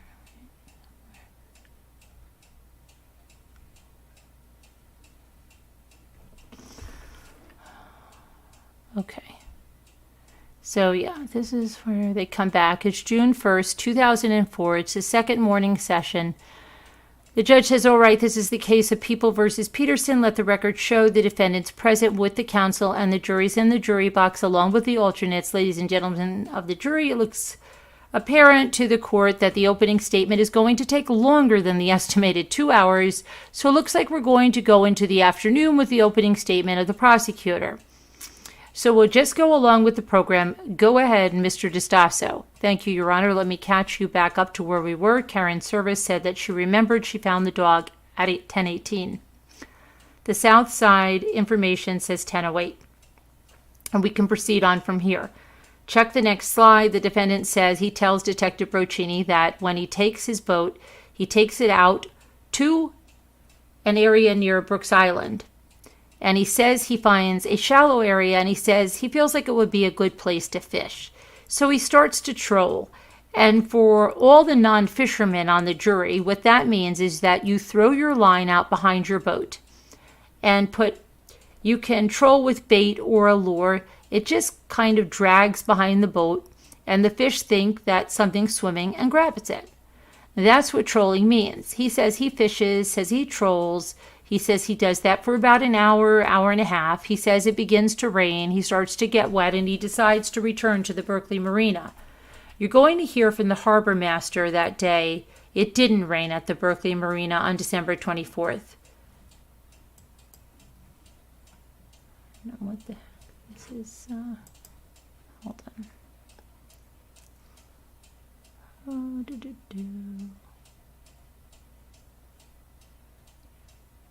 Hi, Tracy W. You can type now. Good. That's great. Thanks, Shanna.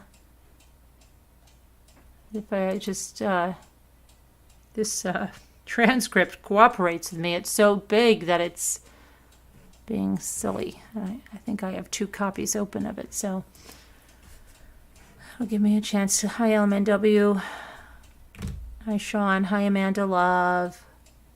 Hey, you got here not at the very end, Amanda Love, this time. That's good.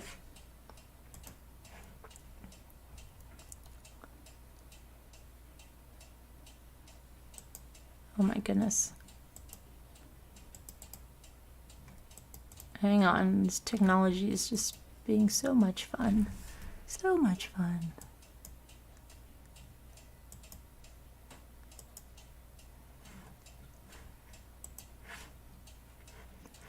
Let me.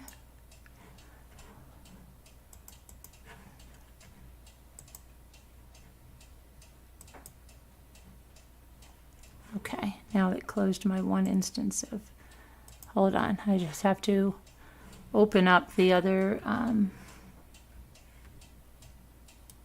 instance of Google Chrome.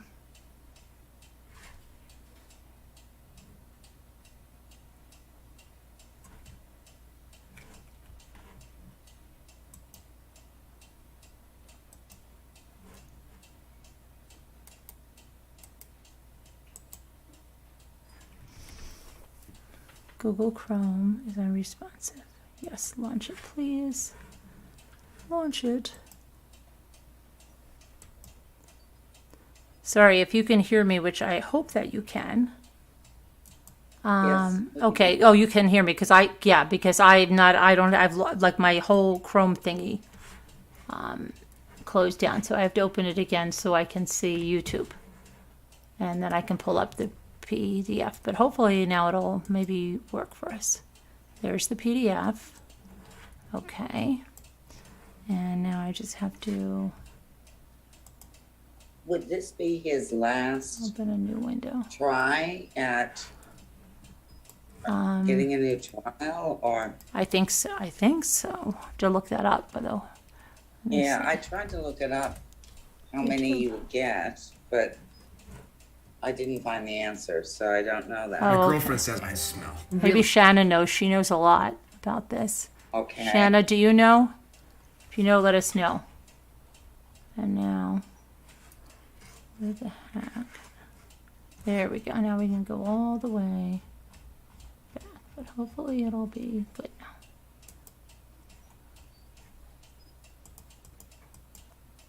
Try to make this as big as I can without it. See some of that. Okay, I think we didn't get to Amber Fry. So we were right over here. Okay, and let's see.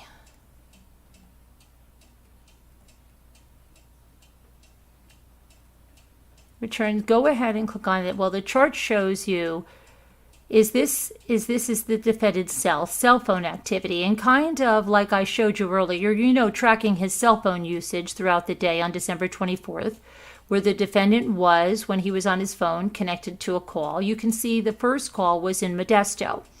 That was the voicemail at 10:08. We talked about that one. He then received the second call at 11:44 from his father, Lee Peterson. And the cell tower was unknown because incoming calls, like I told you, that just goes into voicemail or not tracked by cell sites.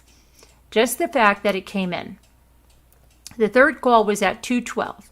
He made an outgoing call to his voicemail. What that means is he checked his voicemail.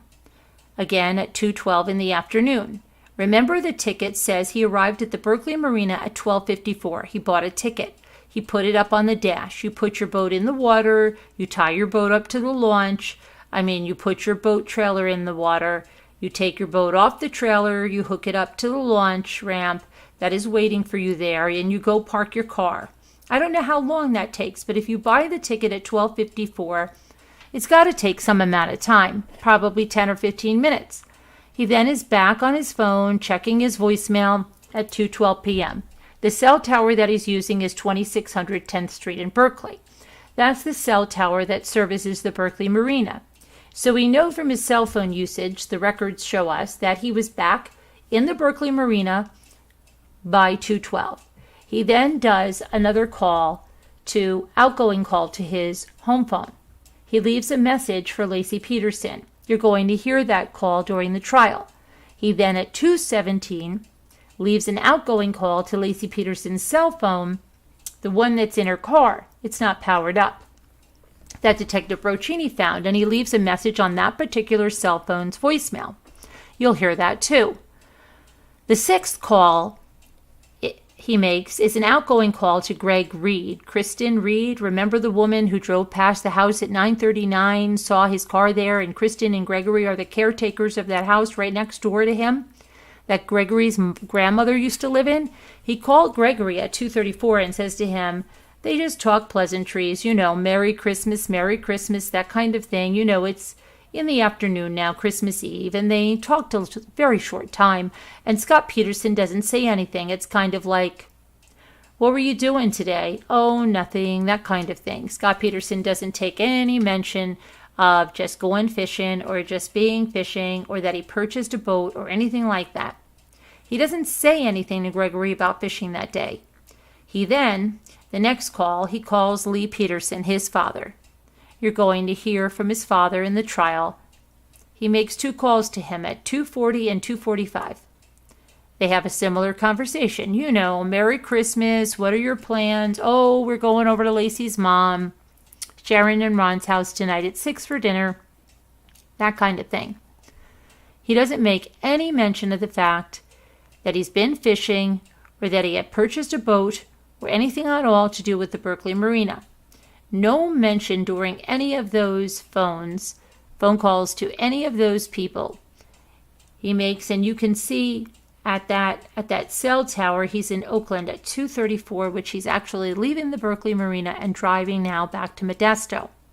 He's in Castro Valley when he makes the second call.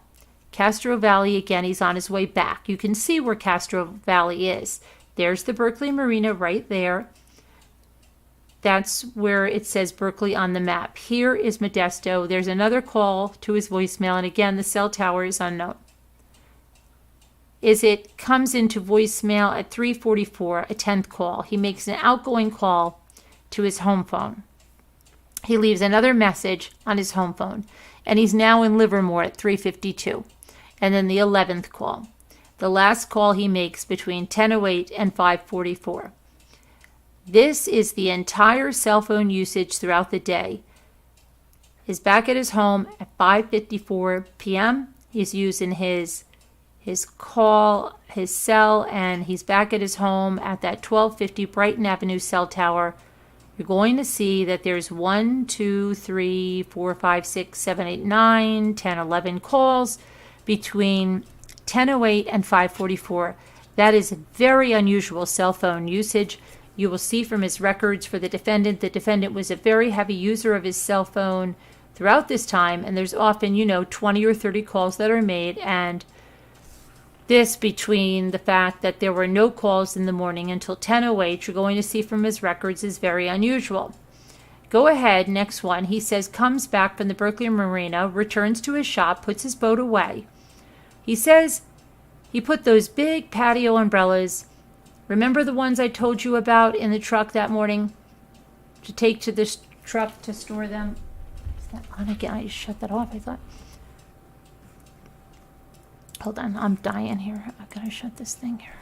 Right there. Turn the heat off here. I did. I thought I did. I'm like, no wonder I'm like dying here. I don't know why Jimmy even puts this on. It's actually been warm here, and it's going to be cold soon enough. Let me make sure this is all the way off. I don't need that going on anymore. Okay. Ugh, so I feel like I'm in a sauna. Okay, let's see now.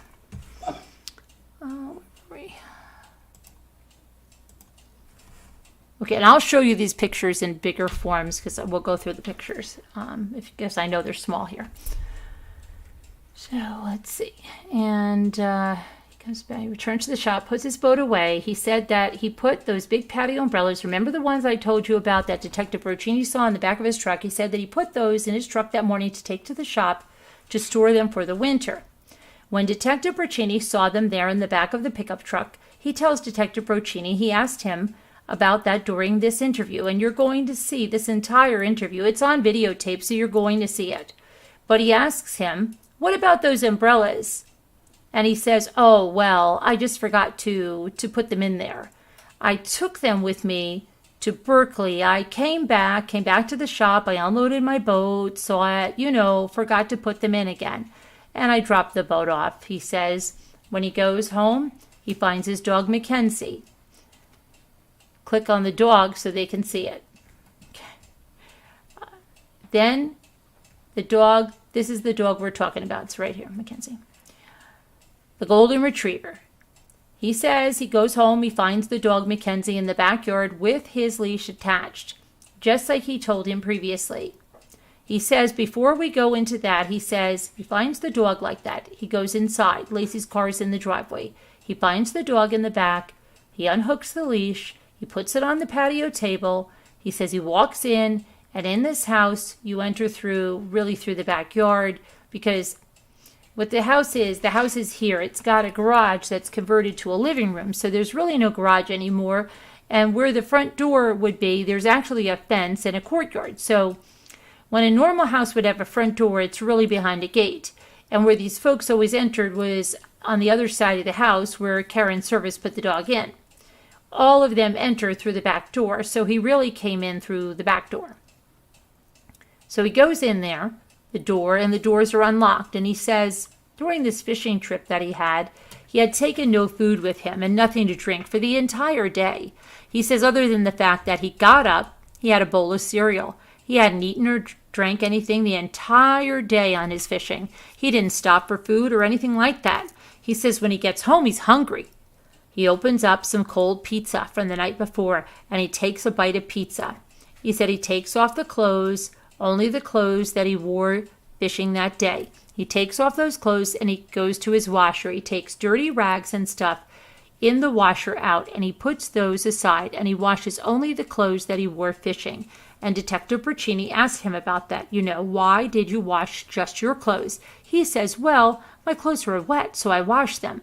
He says he takes a pizza, gets in the shower. And then, by this time, is when he starts calling Sharon Rocha. We talked about that. We talked about Amy Krigbaum. And going to one of the neighbors. We talked about Officer Spurlock, so we can click through that slide fairly quickly. During that time, Detective Roccini asked him, he says, I have to ask you this. It's part of what we do, Is there anything you want to tell me about any problems in your marriage? Are you having an affair? Is your wife having an affair? Anything like that I need to know about? He says no. He says no, nothing like that at all. In fact, Scott Peterson will go on to tell Detective Grogan that all of Laci's family and a number of people that there's no issues at all regarding having an affair and his marriage. Detective Roccini, like I told you, took pictures of Scott Peterson's boat and shop when he was out there, and I'm going to show you those now. There's one he took a picture of the license of the trailer, and this is a picture looking from basically standing by that trailer that we saw in an earlier photograph looking at the boat. And you can see Detective Roccini's notebook there on the bow of that boat where he took it. And in the back, there it's black, and that's illumination is coming from Detective Roccini's headlights. This is the back of the boat. This is actually just a gas tank and a battery. Go ahead. He took this picture of the fishing equipment and a number of other items that are on the boat. This is December 24th when he was in the shop. You can see the fishing equipment that Scott Peterson said that he went that he took with him to the Berkeley Marina for fishing. This was like an ultralight, real thin freshwater fishing pole. There is another freshwater fishing pole that you're going to find out that he just bought on December 20th.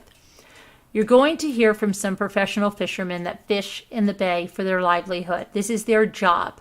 They fish in the bay. They write books and articles and do a number of other things about fishing for different types of fish in the bay. particularly for sturgeon and striper. What they're going to tell you is that a professional fisherman, perhaps they could catch a sturgeon or striper with this particular pole, but a neophyte fisherman probably could not. They're also going to tell you that they've looked at all of this fishing equipment, that the fishing equipment that Scott Peterson took with him to the San Francisco Bay that day, with what he had there was zero chance that he could have caught a fish. No chance at all based on the stuff he had with him. They're going to tell you that because what's called the terminal tackle, the things you put at the end of your line, if you're not a fisherman, those terms don't mean a whole lot. But of course, to catch a fish, you have to have a line. And the things you put on the end of the line, the type of hook you use, the type of bait you use, the type of weight you use, Scott Peterson didn't have any of that stuff with him needed to catch a fish. He did have some lures, some bass lures, and some things. And well, what they tell you is if you're trolling those lures, perhaps you could snag a fish or something as you were going by. But you couldn't actually catch one because it's not the type of gear that you use to catch fish in the Berkeley Marina, particularly at that time of year. They also, Detective Bercini also took a picture, and right here you can see a pair of pliers. This is exactly where they were on December 24th, and we're going to talk about that later. The next picture, there is, you can see he had a paddle and some other things. And there is one anchor. I'm going to talk about the anchor later. Go ahead. Next picture. This is the front of the boat, the bow of the boat.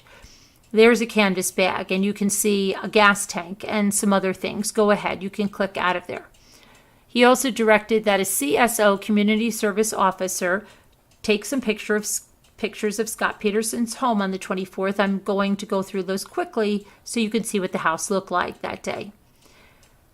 The picture was actually taken by the FBI on December 26th. The reason I put it in here for December 24th is because the cars are in the same location they were on the 24th, and Detective Bercini is going to tell you that this is how the cars were when he saw them.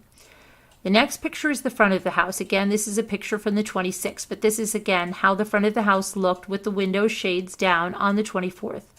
Next picture, actually go back. The picture right here, this is the actual converted garage. This is the gate that you would go into in the courtyard. This is the front door would be right behind you here. The Karen service actually walked up this path, checked the gate to try to put the dog away, which was locked. She went around the corner. There was a gate here in front of the cars, and she actually went through that gate, which is open, and she put the dog away. These pictures now are starting the ones actually taken on the 24th when Detective Bercini walked up to the back door where Scott Peterson said he went in the house that day. He found that mop bucket with 2 mops out in the front of the house. He asked Scott Peterson about that. He said, "What's the deal with the mops? You know, out in front of the thing here." Scott Peterson told him that when he had left that morning, Laci was 8 months pregnant. He said she was having a hard time lifting things. She wouldn't lift anything. He said that she was getting ready to mop the floors. You're going to actually hear that Margarita Nava, the housekeeper, had been in the house the day before on the 23rd and actually cleaned and mopped the entire house. But according to Scott Peterson, she was getting ready to mop the floors that day. He said that he filled up the mop bucket and put it in another portion of the house. He said that when he came home, the mop bucket was still in that other portion of the house, but the dog or cat had run in and ran over to the mop bucket as if they were going to drink or knock it over or something. So he said he moved it out of the house to that location where you see it. He dumped it out and he set it up against the door, both mops. The court reporter says, "Counsel, slow down, please." And DeStasso says, "And I know, I talk very quickly and it drives the court reporter nuts, so I'll try to do my best I can to try to slow down." Go ahead, next picture. This is a picture on the 24th from what the baby's nursery looked like. Go ahead, next picture. And this is the other side of the nursery. Go ahead, next picture. I'm sorry, this is the master bedroom of the house as it looked on the 24th. Scott Peterson, as I told you before, he said that Laci Peterson was wearing a number of jewelry items when he left that morning. On the 25th, he gave a different story, slightly different story. Hold on one sec. Let me just get there. Okay. To Detective Grogan, he said that Laci Peterson's diamond ring, the one that he said she was wearing on the 24th, which you're going to hear, was actually in a shop being repaired. He said no, she wasn't wearing that diamond ring. She was actually wearing a different ring, a blue sapphire ring. And all the jewelry items except for the diamond earrings that Scott Peterson described throughout the stories he gave to the different officers were all found here in Laci Peterson's jewelry cabinet. I mean, jewelry information there on the nightstand. Go ahead. Next picture. This is a picture of their bed, just showing the master bedroom. This is Laci's closet there in the master bedroom. Go ahead. Next picture. This is where the officers found Laci Peterson's purse. You can see that the purse, all the personal items were inside there, and then you can see that she had a cream-colored scarf that was in front of that. And I'll talk about that in a bit. Next picture is the dining room. This is the dining room. This is the kitchen looking into that converted garage. These are the blinds that we see. This is the front of the house, actually on the other side. This is the other side of the converted garage. This is the far side of the converted garage. And here is the picture of the washing machine area. This is where Detective Braccini saw only the defendant's clothes that he said he wore fishing that day in the washer. These rags were actually in the washing machine. You can see they are dirty. They were used by the housekeeper the day before, and she put them in the washing machine to be washed. And the defendant said he took the rags out of there, and he put them aside to wash his clothes. We talked about the market umbrellas. And in fact, you can go ahead to the next slide. He said, like I told you, he said he saw a tan boat cover on the bed of the truck. And I want to show you a picture of that. Here's the boat cover on Scott Peterson's boat. You can see that it covers the boat completely. And it can be strapped down, so you can actually drive the boat with the cover on. And you'll hear people talk about that. I told you about the handgun that Detective Braccini seized from Scott Peterson's glove box. Let me show you a picture of that. And you're going to hear some evidence from the Department of Justice about when, if they felt a gun was fired, and if they felt it cycled. And I'm telling you about it now so that you can pay attention to that as it relates to what Scott Peterson told Detective Braccini about his using the particular handgun during the hunting trip. Go ahead and click out there. We showed you her purse, her personal effects. There are no phone calls to Scott Peterson's girlfriend, Amber Fry, on December 24th. I'm going to talk about Amber Fry at length in a bit.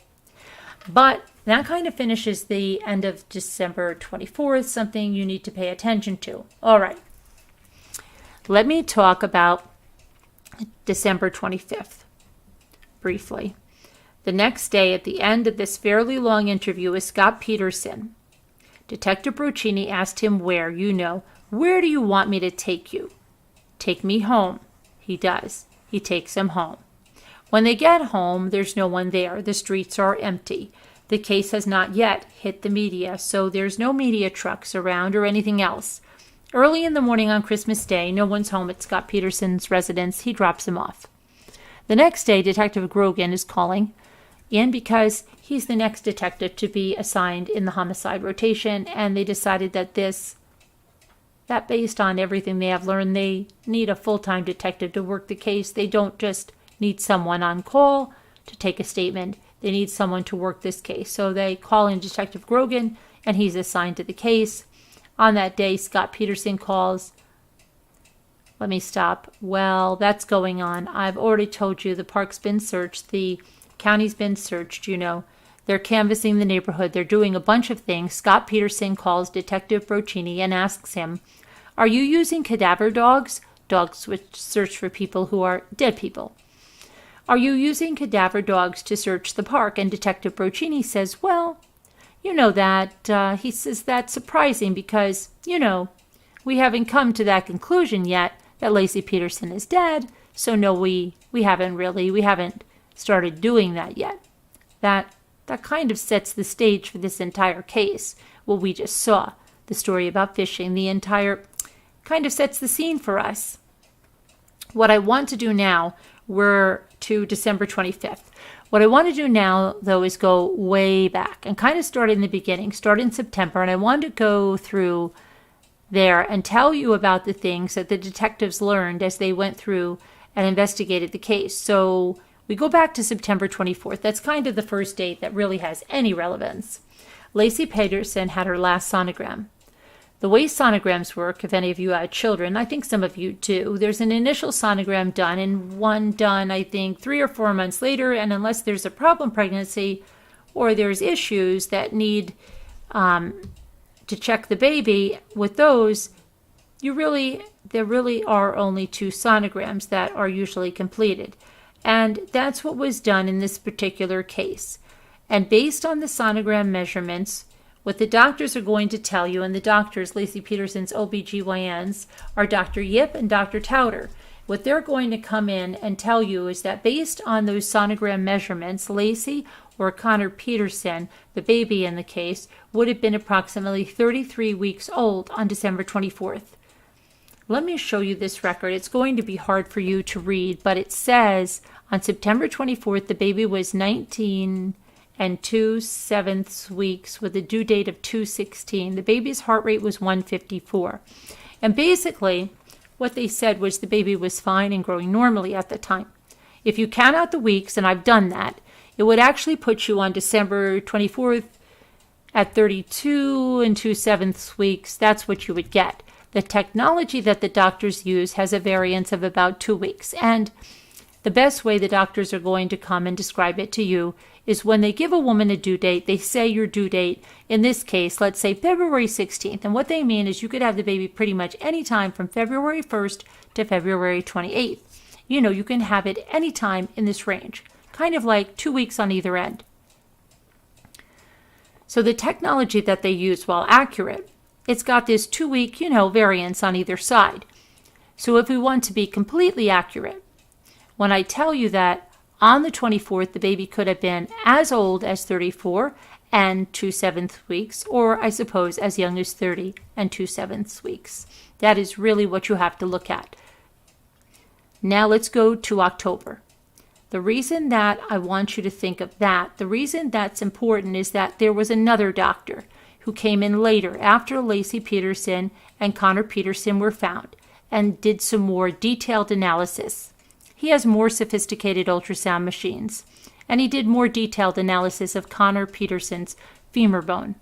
And based on the growth measurement of Connor Peterson's femur bone, he was able to determine, with a plus or minus of 5 days, 3 to 5 days on either side, how old Connor Peterson would have been on December 24th. But what the initial doctors would tell you is this, is just what I said, okay? If we go to October 23rd, this kind of starts Scott Peterson's relationship, or how it started with a woman by the name of Amber Fry. Scott Peterson, went to an agricultural trade show.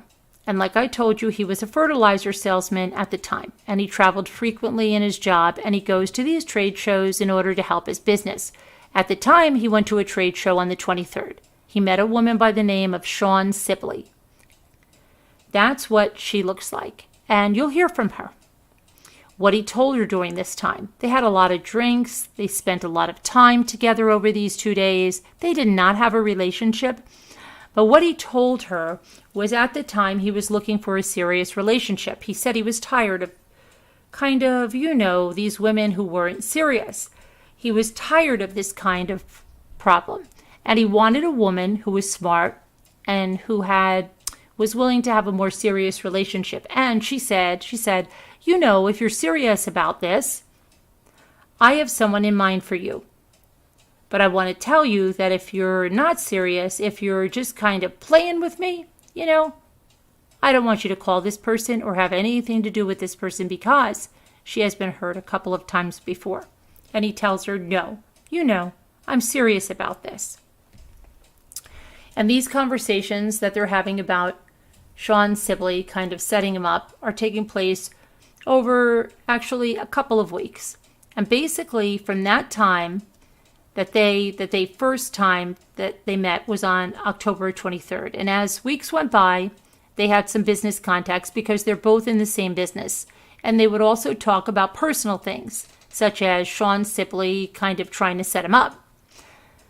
Okay, also in October, so that's kind of what's going on one side, kind of one side of the fence, right? And on the other side is towards the end of October. Sometime in the latter part of October, Laci told her mom, Sharon Rocha, that she had gotten sick and dizzy in the park. And I told you about that earlier. That's why Sharon was so upset and wanting to go down to the park on the 24th. She said, I've gotten sick, almost passed out, having a lot of problems when I was walking, and Sharon was concerned about that. Let me show you a picture of the park. This is Dry Creek Park area that I told you about. The picture was taken, I think, in the summer of 2001. These aerials are not, they're only to show you what the area looks like. So you can see all the vegetation is not green, and here's the creek that I told you about. Here's the bike path, the park, actually the actual street corner here. I think that's scenic and coffee. That won't mean anything to you, but it will come into perspective later. And then the whole park is 5 miles long. It goes all the way down here. It goes all the way downtown. And Scott Peterson's home is right here. His home actually has a pool now. So there would be a pool in the backyard here, but this picture was taken in 2001. They hadn't put a pool in yet. Here's the Reed's home. The Reed's home I told you about. And then here is Scott Peterson's home. And then Karen Service's home is right here.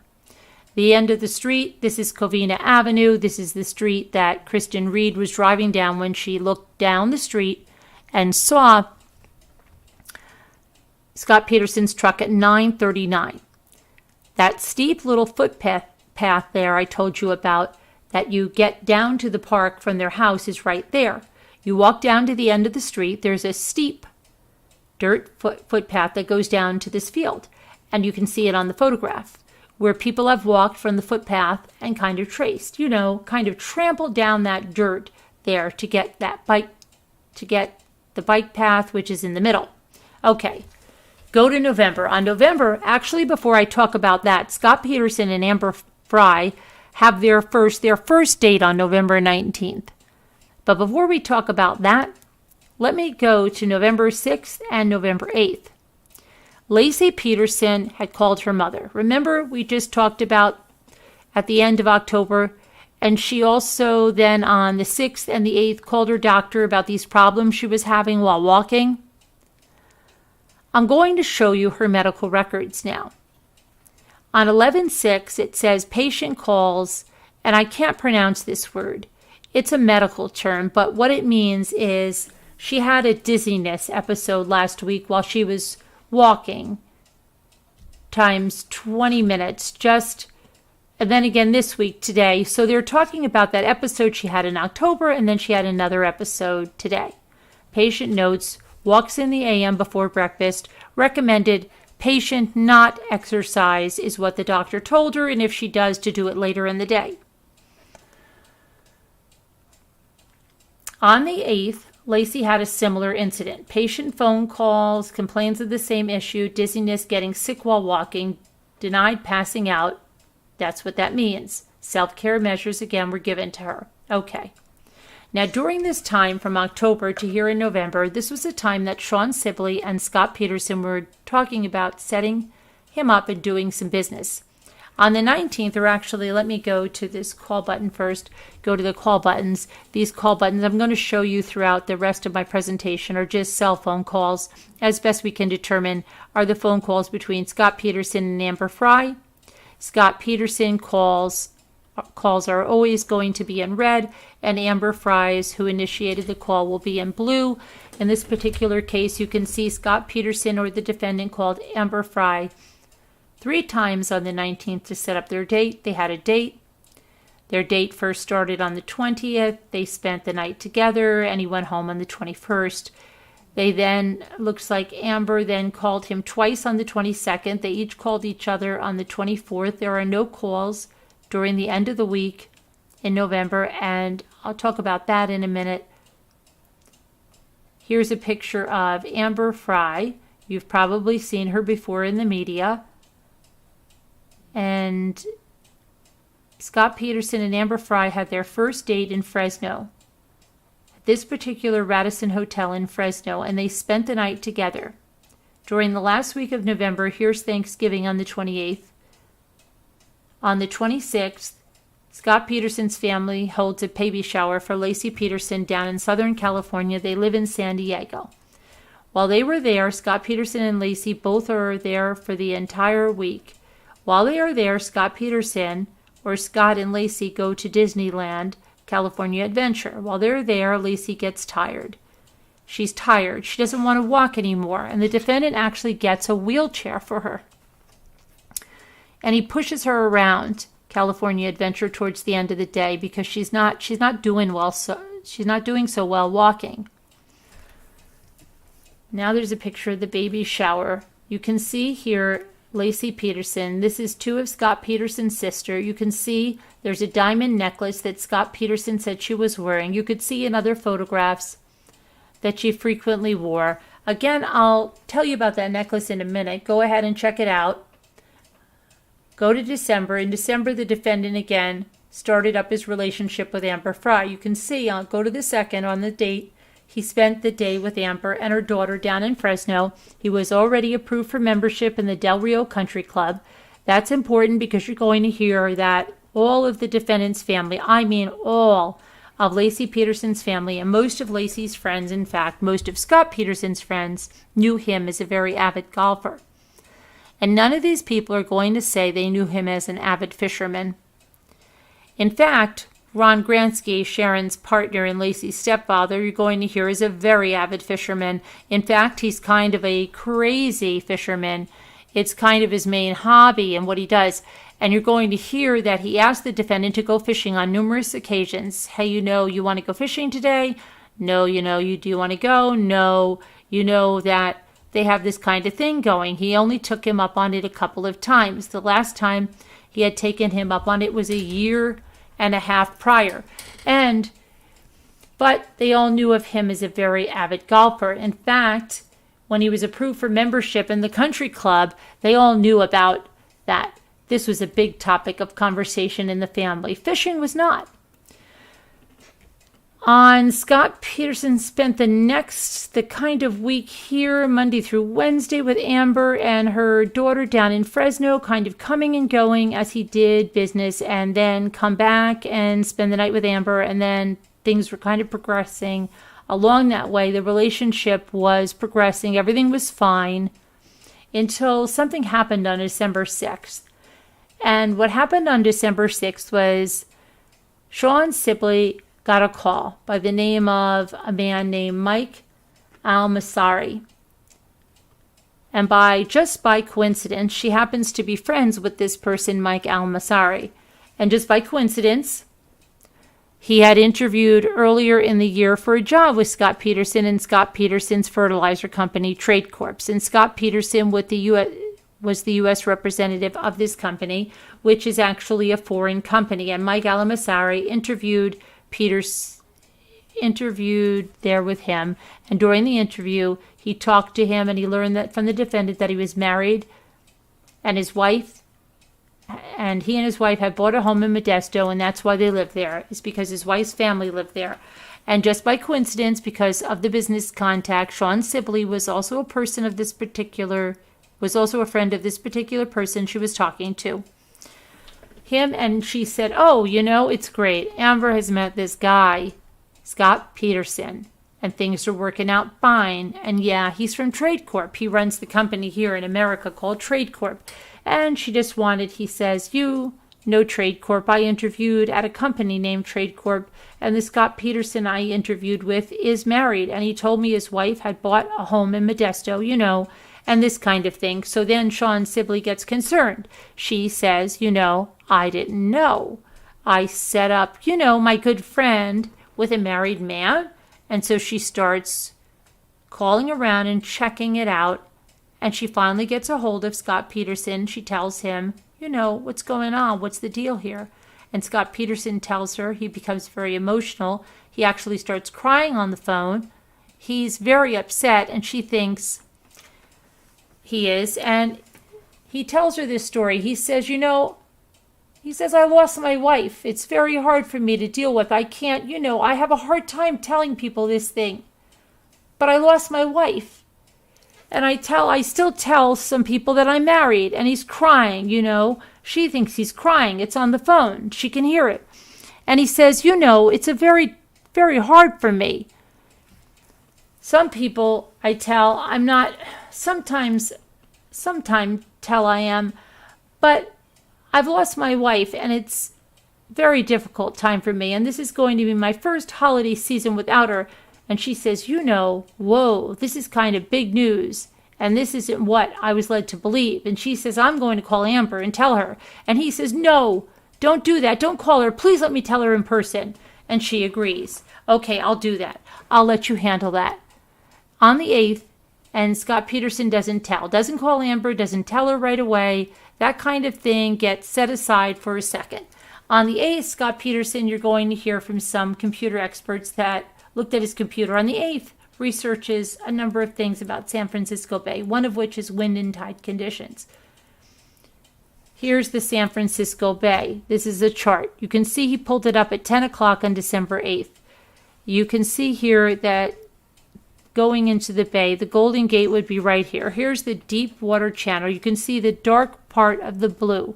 This is the deep water channel. This is the current flow you can see. Here's the shallower area. Orient to there. This is Brooks Island. This is Berkeley Marina. Connor Peterson is found there. Laci Peterson is found right there. He looks at the chart on December 8th. He also looks up other areas on this particular day. I think he looks up the boat launch ramps, some in Watsonville, some in other areas and places where you can launch a boat out in the bay. You're going to hear he doesn't look up any fishing information on his computer, and the whole time the investigators can find, except on December 8th. That's the only time he looks up boating or fishing information. He also puts on December 8th, contacts a man by the name of Bruce Peterson and asks him about purchasing his boat. He initially looks up, adding to his computer classified ads in the Fresno Bay down in Fresno in order to purchase a boat. For whatever reason, he doesn't purchase one there. He ends up looking up information regarding and finds a boat in Modesto, and he buys it. He contacts a guy by the name of Bruce Peterson, no relation to him, about purchasing his 14-foot aluminum boat, the one you saw. Go ahead, click out, go to the next. On December 9th, the defendant does a couple of things. He goes and buys the boat for Bruce Peterson for $1,400 in cash. Go ahead, click on the next.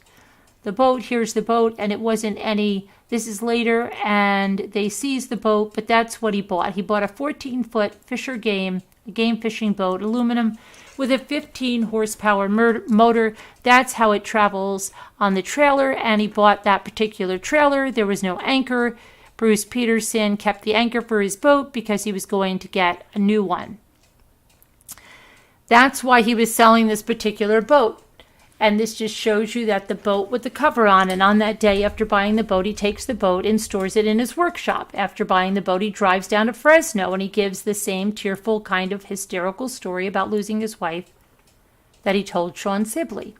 Amber Fry is going to come and talk to you about that. She's going to tell you that he was so upset. Tears were streaming down his face. He was so upset that she could actually hear his stomach rumbling about this story he tells her about losing his wife, and he tells her again that this was going to be the first holiday without his wife, and he's sorry for lying to her about that, but previously being married, but that's all in the past. You're also going to hear that not a single soul knew the defendant had a boat. No one in Laci's family ever heard anything. No one in the defendant's family ever heard anything. Also, on the date he told Amber this particular story, he said, I want to know what's coming up here for the holidays, and I want to schedule what my schedule is going to be, for kind of the next month. He tells her, he says, I'm going to leave around the 23rd of December to go meet my family in Maine and go duck hunting. You're going to hear his family doesn't go duck hunting in Maine, doesn't have any holdings in Maine. But that's where he tells her that he's going to be on the 23rd. He says, you know, roughly now and December 9th and the 23rd, I'm going to be doing a lot of traveling. I'm going to be in Arizona and Sacramento and some other places for my business, but I'm going to be able to stop in and see you periodically, but I'm going to be kind of unavailable. And he says, from the 23rd on, I'm going to be out of state. He tells her on the 28th he's going to leave for business in Europe, and he says that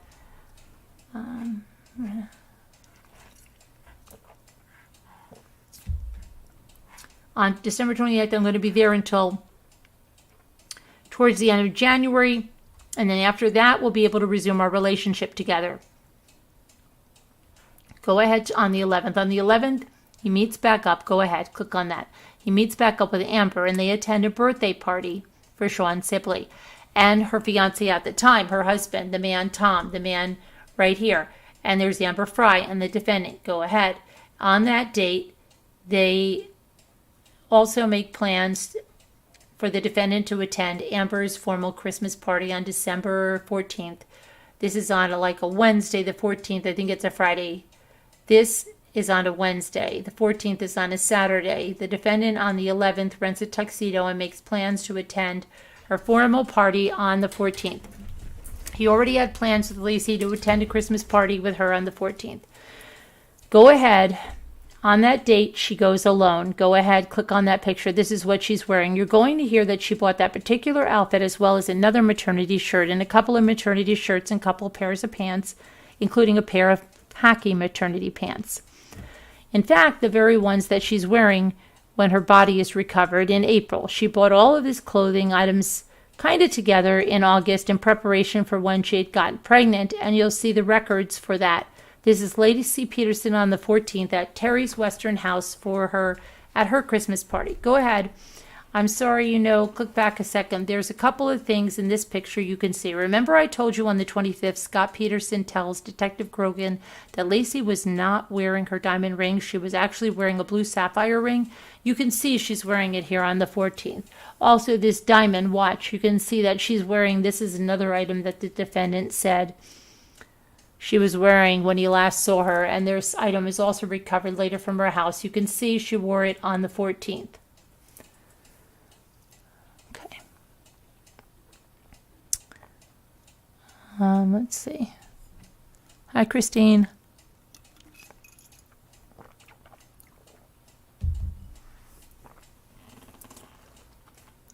You don't need to click Boyers and Western. She goes to the party with her friend Stacy Boyers and her mother Terry Western. Terry is a realtor. We're going to talk about that later in January. But at the time she spent, Terry and Stacy are both going to tell you she spent most of her time sitting in that chair where she was because now she has some problems walking. Her feet are hurting.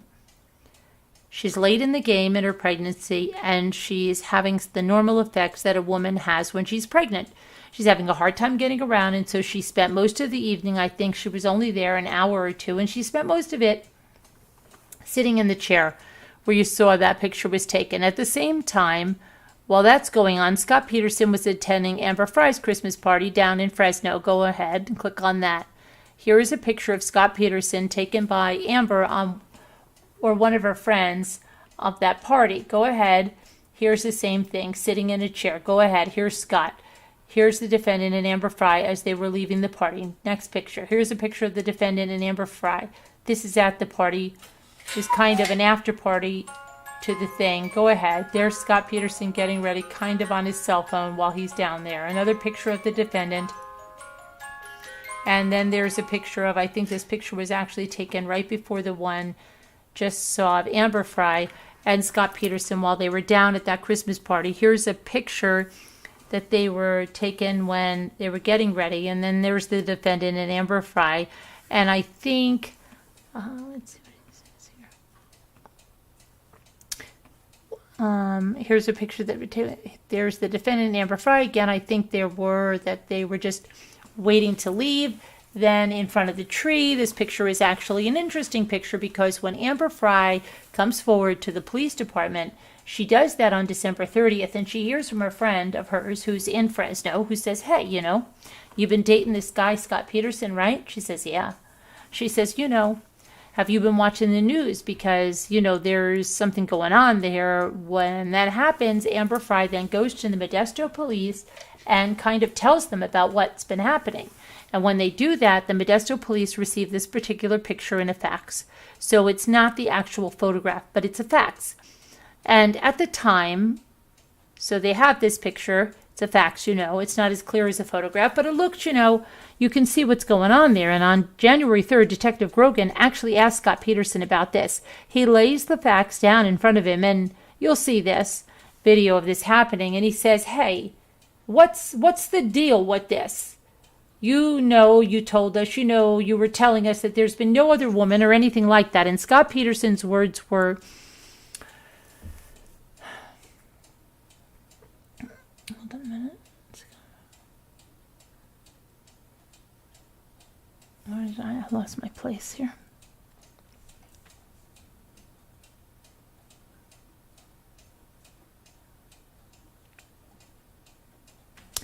He looked down at the picture and says, is that supposed to be me? And Detective Grogan doesn't push him on it. He knows it's him because he talked to Amber Fry and he said, and he lets it go. And then the next picture, here's them again, getting ready, them in a car. And the last picture of Scott Peterson is his cell phone. And you can click out that right there. After that party that night, Amber is going to tell you Scott Peterson spent the night at her home, and he asked her, they talked a lot about things, and she said, I'm a single mom. I'm looking for a serious kind of relationship. I don't know if that's what you have in mind. That's where I want this to go. And he tells her, they talk about kind of their relationship, and the defendant kind of presses on, and she says, I would like to have some more kids, though. They're kind of just talking about their relationship and where things are at. And he says, I don't want any children. And he says, your child is enough for me, because she has a daughter named Diana, a small child. That will be enough for me. And he even tells her, he says, I'm even thinking of getting a vasectomy. And she says, a vasectomy, you're only 30 years old. You're kind of young to do that. For that. And he says, no, I don't want any children, and your child will be enough for me, and that will be okay. So she lets it go with that.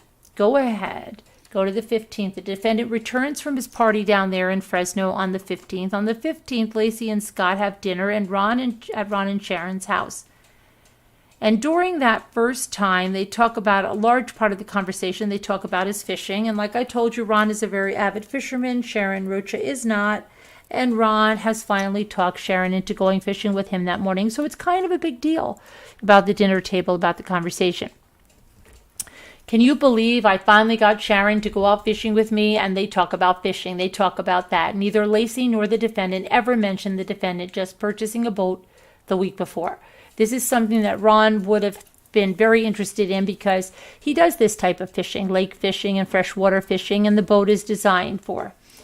Neither one mentioned the boat, and neither one mentioned anything about this affair that's going on. Laci doesn't say anything about it. Laci doesn't seem upset. Laci doesn't seem like she even knows about it. Scott doesn't mention anything at all about the woman Amber Fry. Go to the next slide. The next day they leave for a trip. Scott and Laci leave for a trip to Carmel with Scott's family. It's a trip that they frequently... I guess they took over a couple of years, kind of around Christmas time. These pictures. Here is Laci Peterson and the defendant on the beach in Carmel. Pay attention to what she's wearing. She's wearing these these khaki maternity pants, which are the same kind of pants that she bought on April 30th from Motherhood Maternity, and the same kind of pants that she's found in when her body is recovered on April 14th. Also, pay attention to the particular black jacket. The jacket you're going to hear is something she frequently wore in wintertime. You can see she's obviously pregnant. And it will be the same description that Amy Rocha will tell you.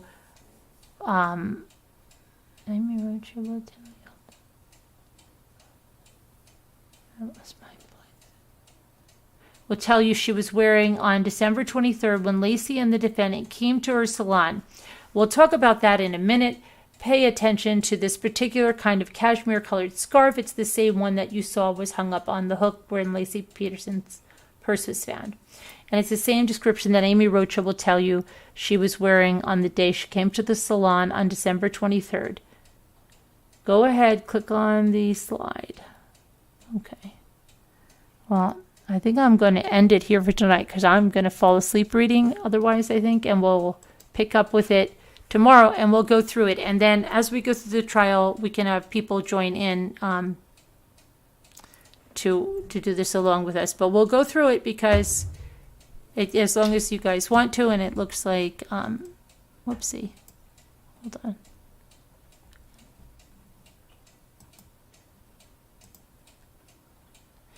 That you do want to go over this, and we'll see if but I'm going to start a new Zoom review. So let me just do that really quick. I'm still here. Don't worry about it. I'm still here. I'll show up there. But thanks all for coming in. I had a really early day, and I've been going all day, so I'm going to take a breather because when you read, then I feel like I'm falling asleep. And I don't want to fall asleep like in the Sievers case because that's embarrassing. And then I'm behind the scenes falling asleep, and that's not good.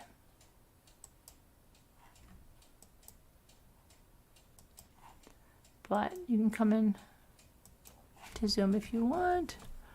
I have to open up all my apps again here because I closed everything down. Let me see here. This is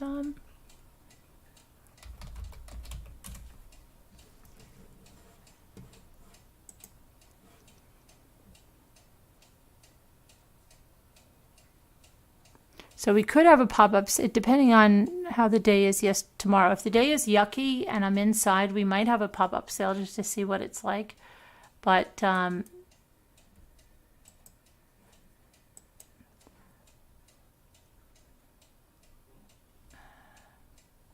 let's see, so because the time slot didn't work out so well. But we'll try, and we'll definitely try on Saturday. So. All right, but maybe because a lot of people will be off tomorrow, I might have a little pop-up sale. I don't know. We'll see. We'll see. I'll play it by ear. That's all we can do. Okay.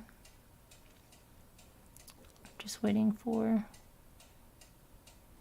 people to come in here. Let me go to, where was I? Where was I? Oh, here we go. Deborah. Deborah is here. Mm-hmm.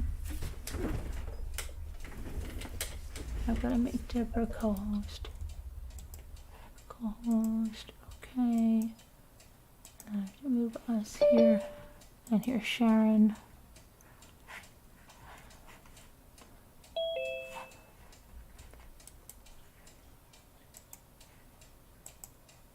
Okay. And so, hey Amanda, thank you. Hi Christine. Thank you. I hope that it was entertaining or informative. Oops, I'm on there. But yeah, we'll see you guys tomorrow. Love you guys. God bless. Prayers for all. I've got to go into my. Hey Amanda, thank you. Hi Christine. Thank you. Hold on. See you tomorrow, everyone. Yeah. Good night, everyone. Go in here. Bye. Yeah. We'll see you guys tomorrow. Love you guys. God bless. Hold on. I know you're not. I'm not out of there yet because I have to hit this and go in through here. Change those settings.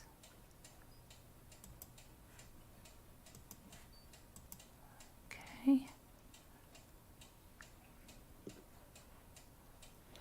Why is that like that? I don't know what that is. I think that was private or something. Who knows what that is?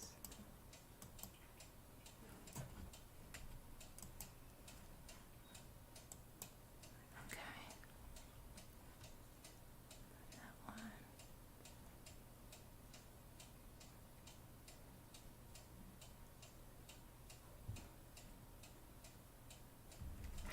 Okay.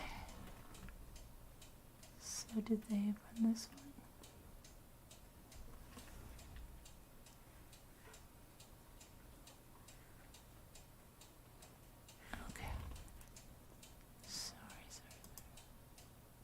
Okay, guys, now I'm going to end this, but I'll see you tomorrow.